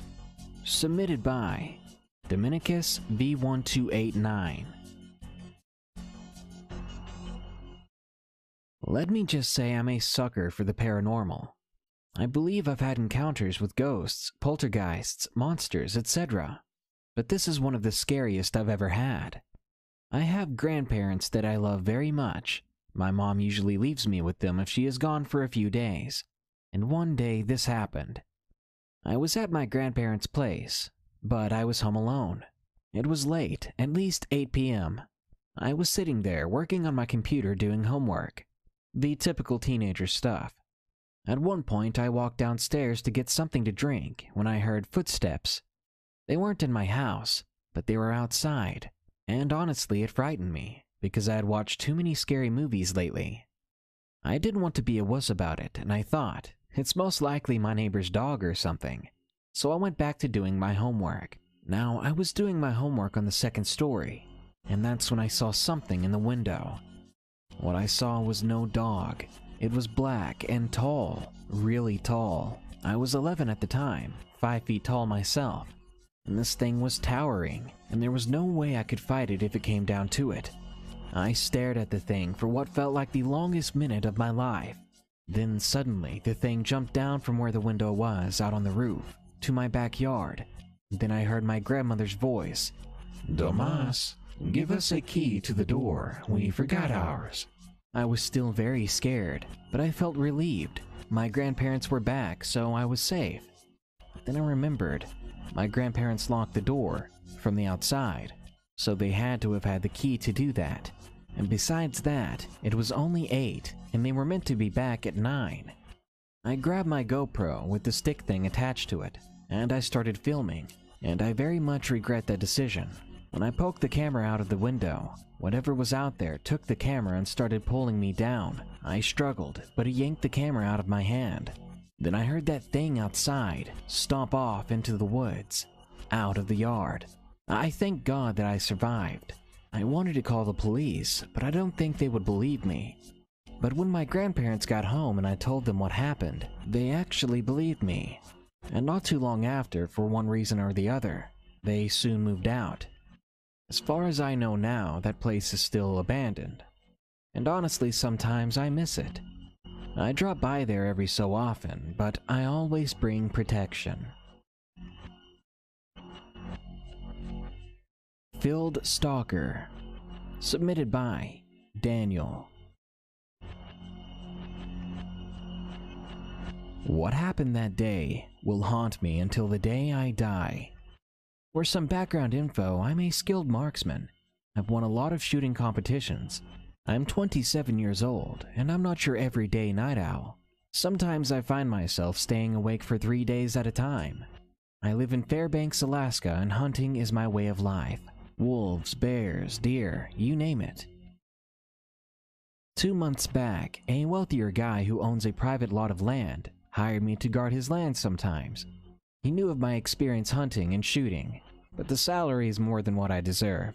But I took the job anyway, and because of that, I was able to buy a bunch of new gear. I bought an M21 rifle with a bipod and a military-grade scope, a 1911 .45 handgun, some night vision goggles, a couple boxes of 7.62 and 45 ammos, and a flashlight. Anyway, this property I sometimes guard is surrounded by fences. I feel so isolated as I rarely see people when I'm on duty. I sleep in a small outpost. Beside the outpost is a watchtower where I spent my time every night.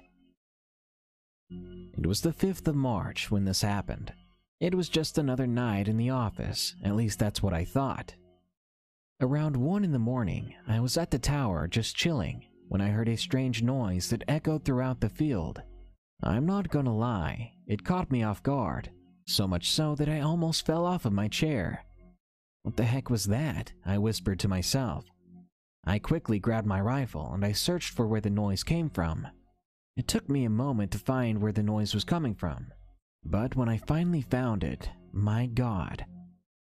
About 50 yards away, a freaking humanoid-shaped thing was crawling on all 4 limbs and had gray skin and red eyes. I could see its mouth opened, jaw unhinged, rotting jagged teeth. I had no earthly idea what I was looking at. Just seeing this thing scared the living hell out of me, and I thought it couldn't get worse, but I was wrong. The thing was crawling towards my direction, and my brain couldn't comprehend what I was looking at. It then suddenly stopped dead in its tracks. It raised its head, and I could see it sniffing the air. It then went back to crawling. It was too late before I realized my mistake. Just below the tower was the garbage can, and earlier I had forgotten to close it. It must have been the garbage smell attracting the thing. A minute passed, and the thing was only 5 meters below me. I didn't dare to move or make a sound. My blood was running cold. I was frozen like a statue. About 2 minutes passed before it lost interest. It crawled back into the darkness, but I stood still for 4 more hours just to be safe. I waited for daylight, and the moment the sun rose, I didn't waste any time. I immediately jumped down off of the tower, not giving a darn if I broke my leg. As soon as my feet landed, I ran as fast as I possibly could to my car, and I got out of there. Later that day, I called my boss, the owner of the land, and I told him what I saw. What was even more weird was the fact that he didn't act surprised, as if he knew something that I didn't. The sight of that thing haunts me still. After a few days of not showing up due to sleepless nights, I just decided to quit the job. I went back to get my things, and what happened made my insomnia worse. Some nights when I'm alone, I swear that something is watching me. Deer Watching Me. Submitted by T.N. Tom. This is one of the most unnerving things that has ever happened to me. Let me start off by saying that I work security on a facility in southern Tennessee. I can't go into much more detail than that because of what is produced. It's nothing radioactive, but it's dangerous. Needless to say, the place is heavily monitored. Every night for an hour, I go patrol the area, and then I report back to the office, and normally I go home. Well, that night we had trespassers caught on camera, and I was sent out to investigate. By the time I had gotten there, they had already left, and I was ordered back via radio to check out a nearby area that was normally abandoned. As I drove by, I saw a fat baby deer alone in the middle of the field that was next to the road. I didn't think much of it, because it was very common to see deer out there. I made a U-turn and I reported back to my office. They told me to go back to that area and close an area gate, because another person patrolling had forgotten to.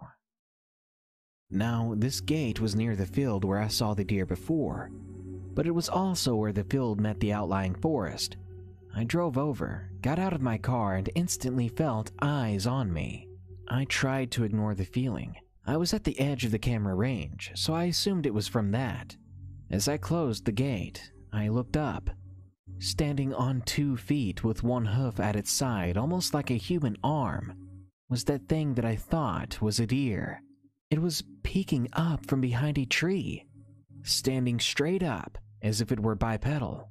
Once I fully realized what I was looking at, I ran and jumped back into my car, threw the thing into reverse, and drove backwards to the main road before rushing home. I don't think I can trust deer anymore, not after seeing whatever that thing was. Nahuales. Submitted by Mr. Balderas. This is a story I was told by my grandmother before she began to lose her memory due to old age. The story begins in San Luis Potosí, Mexico. My grandma during the time was only 19 years old, though now she's in her late 80s. In the town she lived, her dad was an important man, and her family was very wealthy, allowing her to live a privileged life. My grandma was aware of this, and she at times would feel guilty and bad, seeing how good she had it, and how many Indian tribes there were living in poor conditions or starving. So often she would go to bring food to the Amerindian kids. From an early age, my grandmother was very interested in the occult, as well as the brujeria, witchcraft, that the Indian tribes practice, though much of it was kept in secret, due to the strict racial division in the Catholic Church. So when she heard about a group of kids at one of the Indians' villages being Nahuales, or skinwalkers, she became overly excited and had to go see them. Apparently, these kids would transform into animals, or into weird animal-human hybrids for food or cash. When my grandmother did arrive with food and gifts, she asked the children, "Haz la sarita," or do the little fox. Hearing her request and seeing that she had gifts, 3 of the 5 kids before her eyes transformed into foxes, while the other 2 transformed into lanky humanoid figures with foxes' heads. As a little girl, she found this to be cute and adorable, so she made it a habit to come and visit them often. She then found out there was many other Nahuales living in the village, some even in her own town. Some weren't full native, but mestizos like her. She then found out some people were born Nahuales, while others learned how to do it through a process of animal blood and rolling in dead people's ashes. Over the years, the Catholic Church gained more power and the government became more corrupt and racist, and they drove many of the Indian villages towards the mountains and countryside and away from the townsfolk. Therefore, the Nahuales left as well. I've always been interested in seeing one myself, and I've read that during the colonization of Latin America, the Aztec Empire would use Nahuales in their army to sneak into conquistadors' camps at night and kill them during their sleep. Tree Hopper. Submitted by Night Master. When I was younger, I lived in the woods of Australia. I was a little more than 3 years old when this story happened. My older brother, We'll call him Josh. He would always say that he could see a man in the tree at the back of our wooden cabin. We had a big backyard, and it was surrounded by lots of big pine trees. He said there was a man. He would just sit at the back in one of the big trees, and my brother would always go and talk to him. No one else could see him, though. The next day, my brother said he had hopped trees, and he got closer to our house. It was one tree a day. My mom was a very superstitious person. She believed in spirits, ghosts, and demons. She always said that this man would never hurt us, and I guess to some extent she was right. I never liked him. I got a very strange feeling about this man, and even to this day, I still get shivers thinking of him. One night, one of my mom's friends who she had been fighting with lately called her up in a panic. She exclaimed that she had a dream, and she said to not let us boys go down near the creek alone, the one that we lived next to. She said that in this dream, some man pushed my brother into the water and began to drown him. My mom believed her and said that we shouldn't talk to this man ever again. Not too long after, my brother told me that it was making the man very angry, that he had said he would make us sorry for her actions. Later that week, we had run out of firewood, so my dad, brother, and I went down to get some. My dad started cutting some wood, and the only spot that had good firewood we could actually use since it had been raining was close to the creek. He said that he would watch out for my brother, making sure he'd never lose him out of sight, and paid very close attention to him. When he was cutting the wood, I suddenly heard a strange noise coming down by the water. I had the urge to walk over there, as any innocent 3-year-old would do. I was walking down to the creek, and I was near my dad, but as he was busy and trying to focus on my brother, he had no idea that I had walked off. I got to the edge and was standing there when I felt something sharp like claws push me close to the edge, and the ground broke. I fell into the water. My dad was keeping such close attention to my brother to make sure that he didn't fall in, but it ended up being me who fell in. My dad luckily heard me go in, and he rushed over, jumping in the water. He quickly pulled me out of the freezing water. It would have been 24 degrees in there. My dad grabbed my brother and me, and we ran back home. I thankfully wasn't hurt too much, just a few scratches. We shortly moved after that, due to other supernatural experiences in the house. Not to mention it was nearing bushfire season, and the fire was expected to pass around our home. But with the massive pine trees nearby, we just couldn't take that risk. Ever since then, we have never seen that man again. I hope to never feel the gaze of someone piercing through our curtains. Whether it was a guardian angel who sent my mom's friend that dream or what, I am grateful that we were warned. And to that creepy skinwalker demon thing that hopped the trees, let's never ever meet again. Skinwalker at the Window.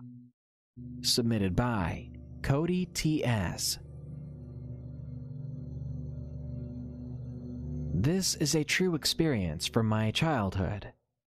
I must have been around the age of 10 and my little sister the age of 9. Since I was so young, my parents and every other adult I would go to with these stories for help, they would say I had a childish, overactive imagination. It wasn't so bad in the beginning. The things that usually happened were like hearing noises at night and basically freaking myself out. But I didn't want to sound so afraid, so I didn't tell anyone. No, I didn't ask for any adult's help until my little sister started seeing things that I couldn't. She would say that these black figures would come to her window at night. They would be screaming at her to let them inside, whispering amongst themselves something that she could not understand. She would come to me and tell me her friends wanted to stay, and that I should not lock the windows at night or they would be very, very mad. Obviously, I didn't listen. I kept all the windows and doors locked in this little house in the woods. Hearing that from my sister did nothing but creep me out. Years passed with my sister saying she saw these black figures, and I would laugh and make fun of her, something I did to hide my own fear. All until the point I had my first encounter with them. I wasn't so sure what to call this tall, black, disfigured thing, but who could ever forget the glowing, frosty white eyes of this creature? And my sister began to open her window at night. The sliding of the glass panel would wake me up, and after a while of arguing to no avail, I just left it alone. But the next morning, I would wake up to my sister asking me why her friends were standing over me, about how soft and delicious my skin looked to them. Shortly after that, I started locking my door, and I would not come out of my room until it was daytime. This shortly changed after I heard scratching on the old wooden door leading to my room. I could hear voices telling me bad things. "Unlock the door. Let us in. We won't bite very hard," they would say. But after that, my sister started unlocking the doors again after I locked them. And then things got worse. She started to wander outside to the old trail in the woods. One night I followed her while she was sleepwalking. At least that's what I thought she was doing. Until one day when I followed her, she stopped. We were in the middle of the woods, and she pointed up at a tall black figure. It had white, glowing eyes. On all fours, this thing was chewing on something. My sister screamed, and the thing rose up to a tall, slender being on 2 feet. Without hesitation, I grabbed my sister's arm, and we ran back into the house, locking every door and every window when we were inside. Eventually, after 2 long years of being in fear, we started to block out these sightings and tried to live normal lives. And we haven't seen these creatures ever since.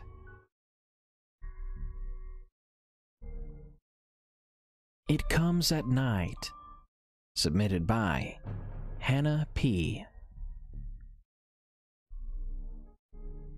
This happened about a year ago. Here's a little background about my neighborhood. My house and the others are all set in a circle. A perfect circle where people just built on, not knowing what was ever there before, which I later found out it was built on top of a Native American burial ground. Of course, they just kept building. And we've all seen our fair share of horror movies where building on ancient grounds is a huge mistake. Sometimes my closest friend and I will walk around the neighborhood, usually at night, because it's the only time she wasn't busy. We would talk about little things such as work, boys, books, TV shows, anything that made us happy really, and that usually made us comfortable. We would always walk past a soccer field connected to the circle. A thick wall of trees surrounded us on all sides. But if you walked through the field, there would be an old dirt path. Michelle and I were really the only ones who would walk it, and probably the only ones who knew where it was. Once in a blue moon, we would walk down that path at night, but we would get scared and run back due to the growing feeling of anxiety and danger. And you couldn't walk around the circle alone because you would always look behind you. You could feel something right behind you at all times. One night while I was home alone, my little brother was over at a friend's house and my parents were on a vacation, so it was just me, and of course my giant rabbit Callie. She was like a little guard dog and was the size of an English bulldog, so she was probably the most intimidating rabbit you've ever seen. Whenever she felt something was wrong, she would stomp and would growl, and I mean growl. She rarely did this, and it was only if my brother and I were fighting. At the time, my window blinds were open and the sun was starting to set. I turned on my back porch light just in case Michelle was to come over. She was prone to using the back door just to scare me. My rabbit was chilling in the middle of the floor. My couch was on the opposite wall of the windows, so I had a clear view. An hour or 2 passed and it was dark, but my backyard was pretty well lit. I was just playing video games and trying to relax. Callie jumped up and started to thump, and I immediately knew what that meant. I started to wonder what was wrong. She stood on her back legs and looked out the window, thumping again. I thought it was Michelle, so I called her on my phone. She picked up right away. I spoke, very annoyed. "Stop trying to scare me and just come inside. You're making Callie really on edge." There was a long pause before she finally replied, "I'm still at work, Hannah." Chills ran down my spine as she said it. Callie started to grunt and growl, thumping more constantly and looking out the window. Then, as I looked back at the window, I realized something. My back door light was on, but the light wasn't going through the window. I started to panic. Whatever was covering the light soon opened the door and came inside. Callie backed up a little. I started to snap photos with my flash on, but none of those photos showed the thing in front of me. But I could still make out what I was seeing. It was a thin figure with barely a face, but it had defined cheekbones and a ridge that went down its forehead. I screamed at whoever it was, telling them to go away. I ran into my room to grab a thing of sage. I kept it just in case of something like this ever happened. A little bit of preparedness for living on Native American burial grounds. As I ran downstairs, it was in my living room. Its cold, faceless gaze was right on Callie. I ran for my kitchen and turned on the stovetop. It was just clicking, then boom, the flames roared, putting the sage stick into the flames and blowing it out. I recited the old Native American prayer that my grandfather and father taught me growing up. And then, out of nowhere, poor Callie was thrown across the room. I panicked and saw it wasn't working, so I ran out of my house through my front door and ran into Michelle. I was just blubbering and crying, saying things like, "It's in there, and it's trying to kill me." So we both ran inside and instantly saw nothing. Callie was just lying on the floor, panting and scared, her little nose twitching a million times a second. Michelle doubted my story, and then I began to describe this thing's face peering through the thick black mass that was seeping slowly into the living room. Even she looked scared after that. She slept over and Callie stayed by our sides. We barely slept that night, but little did I know it wouldn't be the end. And I still have no idea what this thing was. I've been scratched and pushed out of nowhere, and I can't sleep in my own room due to an overwhelming feeling of being watched. Michelle has had things thrown around her house and scratch marks on her walls, ceiling, and also the furniture. The fight isn't over, and probably won't stop until we move, or we put an end to this. Russian Skinwalker. Submitted by Sunky. I'm an off-road truck driver in Russia. Sounds a little bland, doesn't it? Well, it isn't. I have to drive a large all-wheel drive truck through the wilderness, hauling logs, fuel, etc. The truck that I drive is an 8-wheeled MAZ truck. The incident that I am going to relate to you has shaken me to my very core, and honestly, I nearly quit my job because of it. So, here goes. It was late September as I recall, and the nights were getting colder as the days passed. On this particular evening, I was tasked with driving some logs to a sawmill about 50 miles away from headquarters. I was going to object until my boss told me that I would be paid a large sum of money for this job. So I accepted. I went out, started my truck, and backed the logging trailer towards the log pile. The loading process went without any trouble, and I set out on my journey. Now, let me tell you something about being an off-road trucker. The Russian wilderness is absolutely beautiful during the day, but when the sun sets, it's an entirely different story. The trees form a near impenetrable wall of darkness, and navigating through this is hell for me, even with the GPS. The trip to the mill was uneventful, as it usually was, nothing more than a pit stop at a fuel station. I dropped off the logs at 9 p.m. and went on my way. As I stated before, driving through a forest at night is hell. And tonight was no exception. I was getting more and more tired as the miles wore on, partially from the cold. My truck's heater was broken, and from general tiredness. I was just about ready to stop and sleep in my cab when I heard a noise. It sounded like a woman screaming. It was very loud. As usually, my truck's engine is so loud it drowns out everything else. I slammed on the brakes, grabbed my flashlight, and switched off the engine. I jumped out. "Is anyone there?" I called into the darkness. No answer. I advanced a few steps eastward. "Hello?" Again, nothing, until I heard the loud crack to my left. So I spun around and shone my flashlight at the source of the noise. I froze at what I saw. It stood about 15 feet away from me, staring at me. It stared at me with large, unblinking, canine-like eyes. Its legs were long and thin, but not at all bony. Its arms were of the same description. Whatever or whoever it was wore a large wolf's head, while the rest of the wolf skin was used for additional clothing. It grinned at me widely, as if it were overjoyed that I had been stupid enough to gaze upon it. It pointed a clawed finger at me, opened its mouth, and screamed. It was the same scream that had caused me to stop in the first place. I began backpedaling towards my truck, never taking my eyes off of this thing.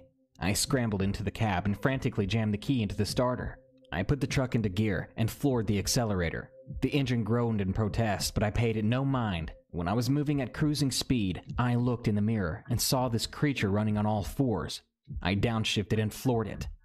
The creature's outline began to fade as the distance between us increased. After a few miles, the creature was no longer in my mirror. I was confident that I evaded my pursuer. I stopped in a clearing and relaxed. It took me a while, but I was finally able to go to sleep. I woke up at about 7:30 in the morning. I remember the time because of my truck's dash clock. On a whim, I got out of the truck and walked around, checking for anything suspicious. And I froze again when I saw the engine housing behind the cab. There were long scratch marks along the length of the housing. What's worse is that my truck had shifted position. It was directly parallel to the forest path the previous night, but now it was perpendicular to it. For this to happen, it would require a massive amount of strength, as these trucks weigh many tons. I climbed back into the cab and drove the remaining miles back to headquarters. I refused to stay out there any longer. My boss read me the riot act for the scratches, and I simply nodded and agreed with everything he said.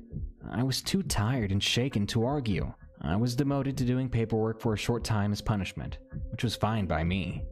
In my spare time, I did some research in hopes of getting some answers, and I discovered that what I had seen was known in the US as a skinwalker, a creature of Native American legend. It wears the skins of large animals as clothes, mimics voices, and preys upon humans.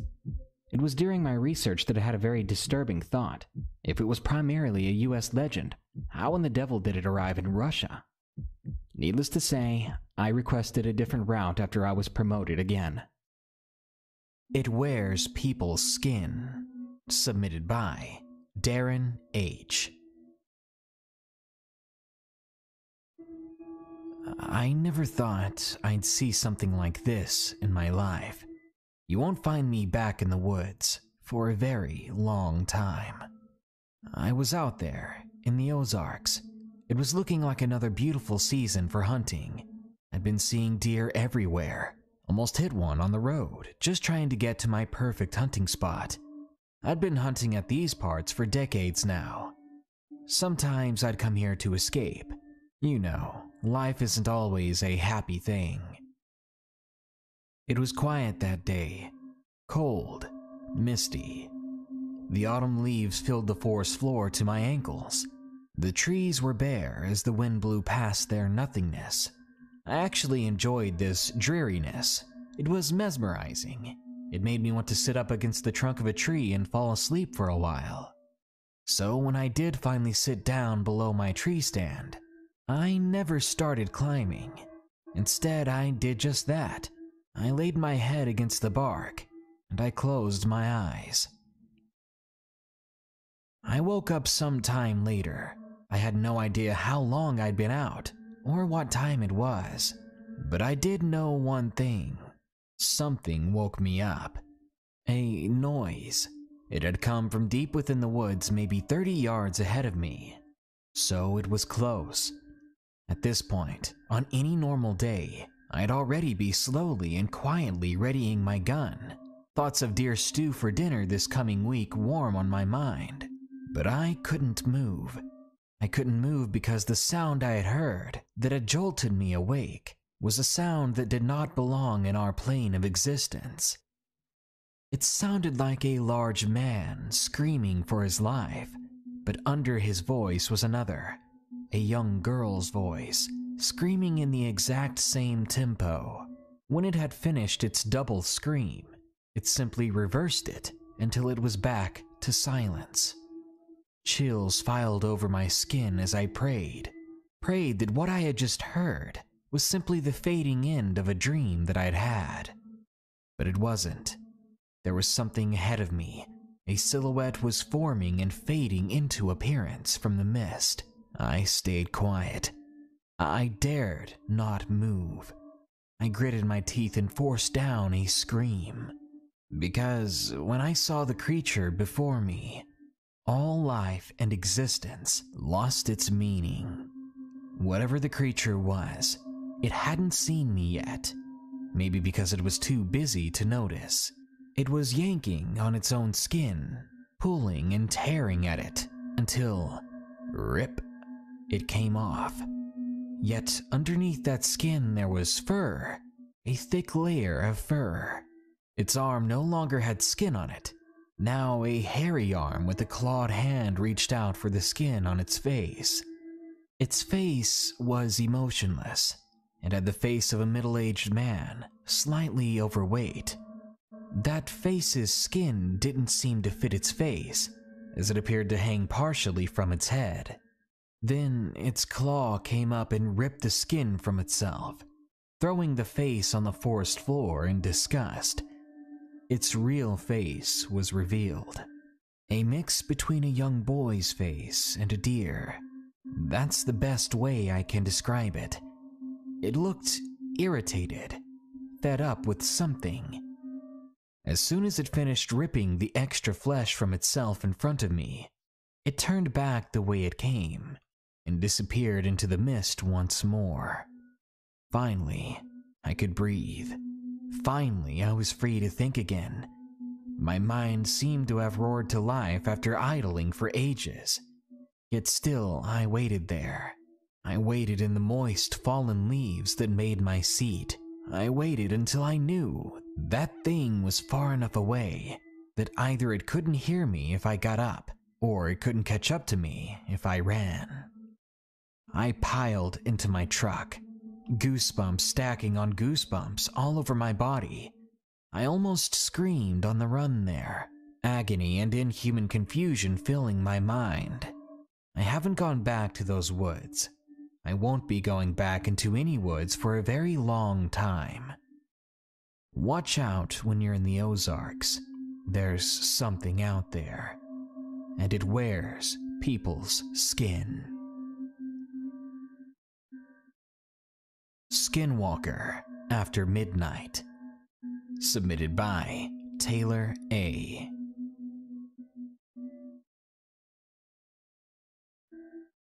I was 19 when it happened.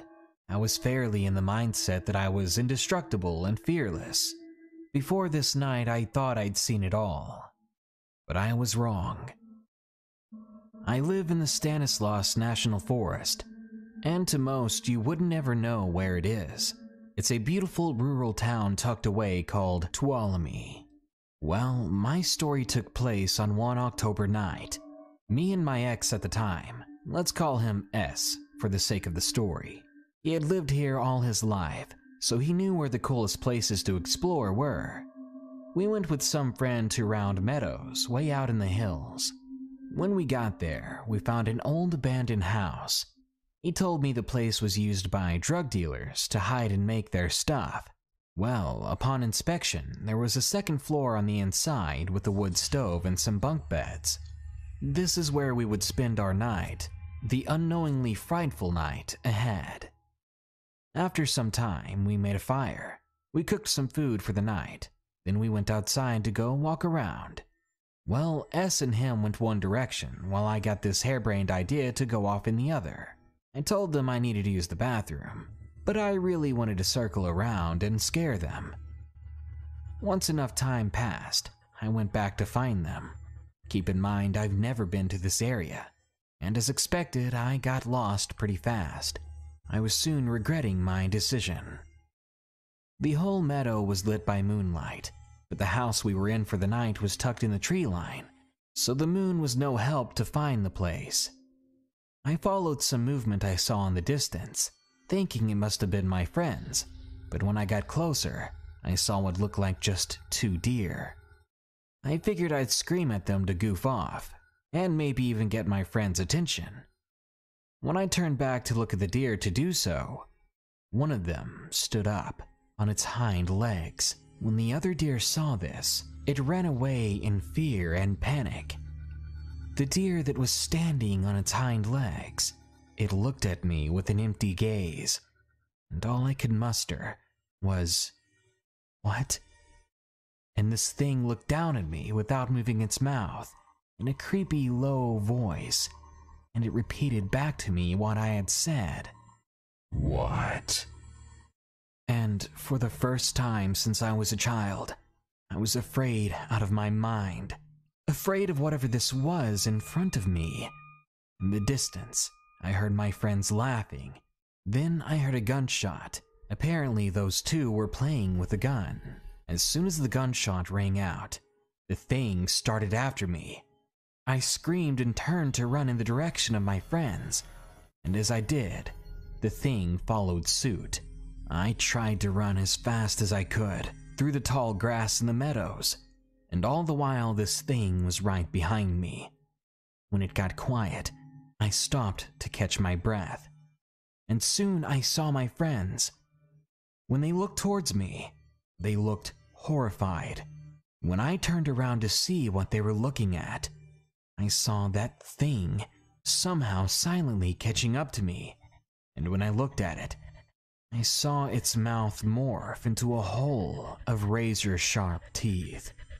When I looked at it up close, it looked nothing like a deer, rather some mix between man and beast. It had slender long arms and a barrel-like chest, but its legs were more human now. I was frozen in my step. I just couldn't move. Out of nowhere, a gunshot rang out again, and I turned to look at my friends. They yelled at me to duck, and as soon as I did, they shot again. This time they must have hit the thing, because it ran off into the woods. Still, I took off running, and so did the other two. Somehow we made it back to the abandoned house okay. The only problem was, there was no glass in the windows of the place, and the loft on the second floor had one stairwell to it, and no doors in between. As the top sounded safest, all of us ran up there. The boys stayed at the top of the staircase like guards or sentries, but I cowered in a corner, contemplating everything I'd just seen. I didn't want to make too much noise either. We all needed to stay alert. Soon we heard a loud crash. I got up and looked out the nearby window. That same thing from before. It was now climbing on the shingles of the roof. It knew where we were, exactly which room.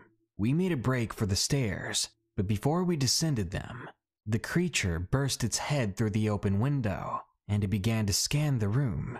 We ran as fast as we could into the garage, piling into the cars. But as I opened the car door, I could hear it just above us, climbing around on the roof even still. As soon as we started those vehicles, we hightailed it out of that place. But no sooner had we started driving down the road, we saw that thing on all fours trying to catch up to us. S grabbed the gun again and shot at it, hitting the dirt next to it. But it was enough to get it off of our tails as the beast turned to its left and disappeared into the woods. Only later did I realize that we had left some of our things at the abandoned house, but I don't think any of us even cared. I'm 22 now. None of us really talk about what happened that day. I don't think anyone would believe us. Before this, I really had nothing to fear. Nothing about the darkness or the forests that I called home. But now, I was scared at every little movement, every little sound, and especially the dark.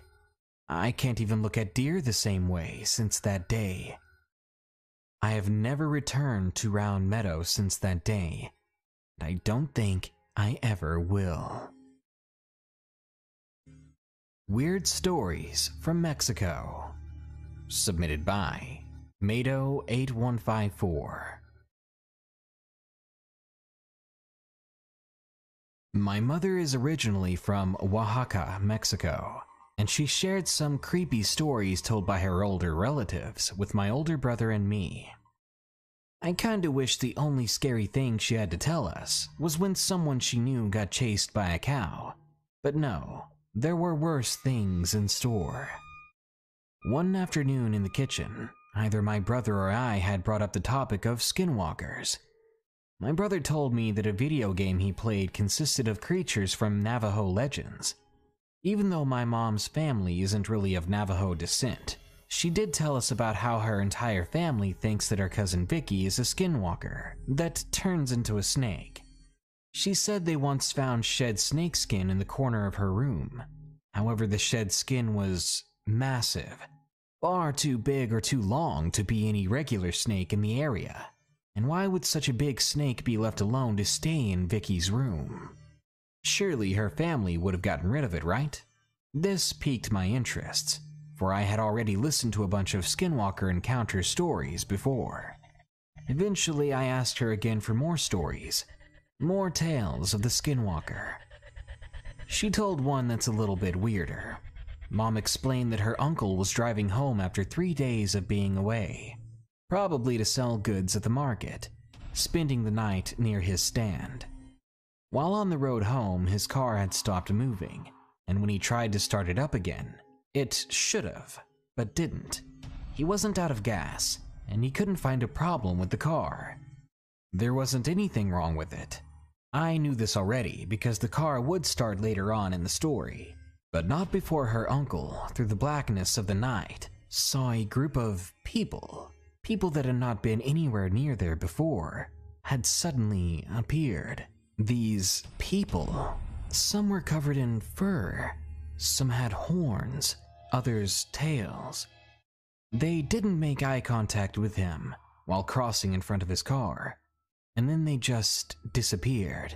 Like I mentioned before, the car did start up again, but when he arrived home, he was immediately confronted by his family, who were frantically asking him where he'd been. My uncle, confused, said he was only gone for 3 days like everyone knew already.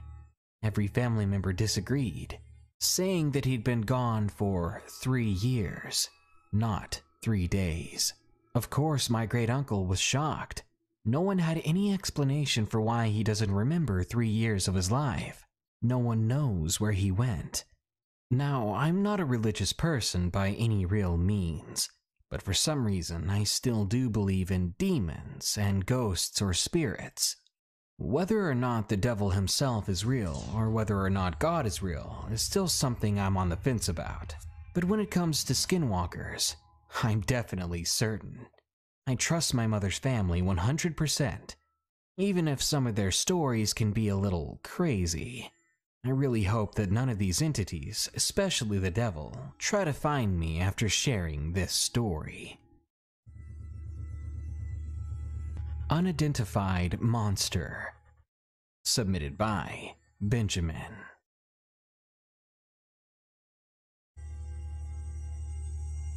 Around my house in Frisco, Colorado, there was about an acre of woods. Before the cul-de-sac I lived on began to be developed, the woods were mostly lodgepole pine. I was outside during the summer, and I was around 10 years old back then. What happened that day, though, I will never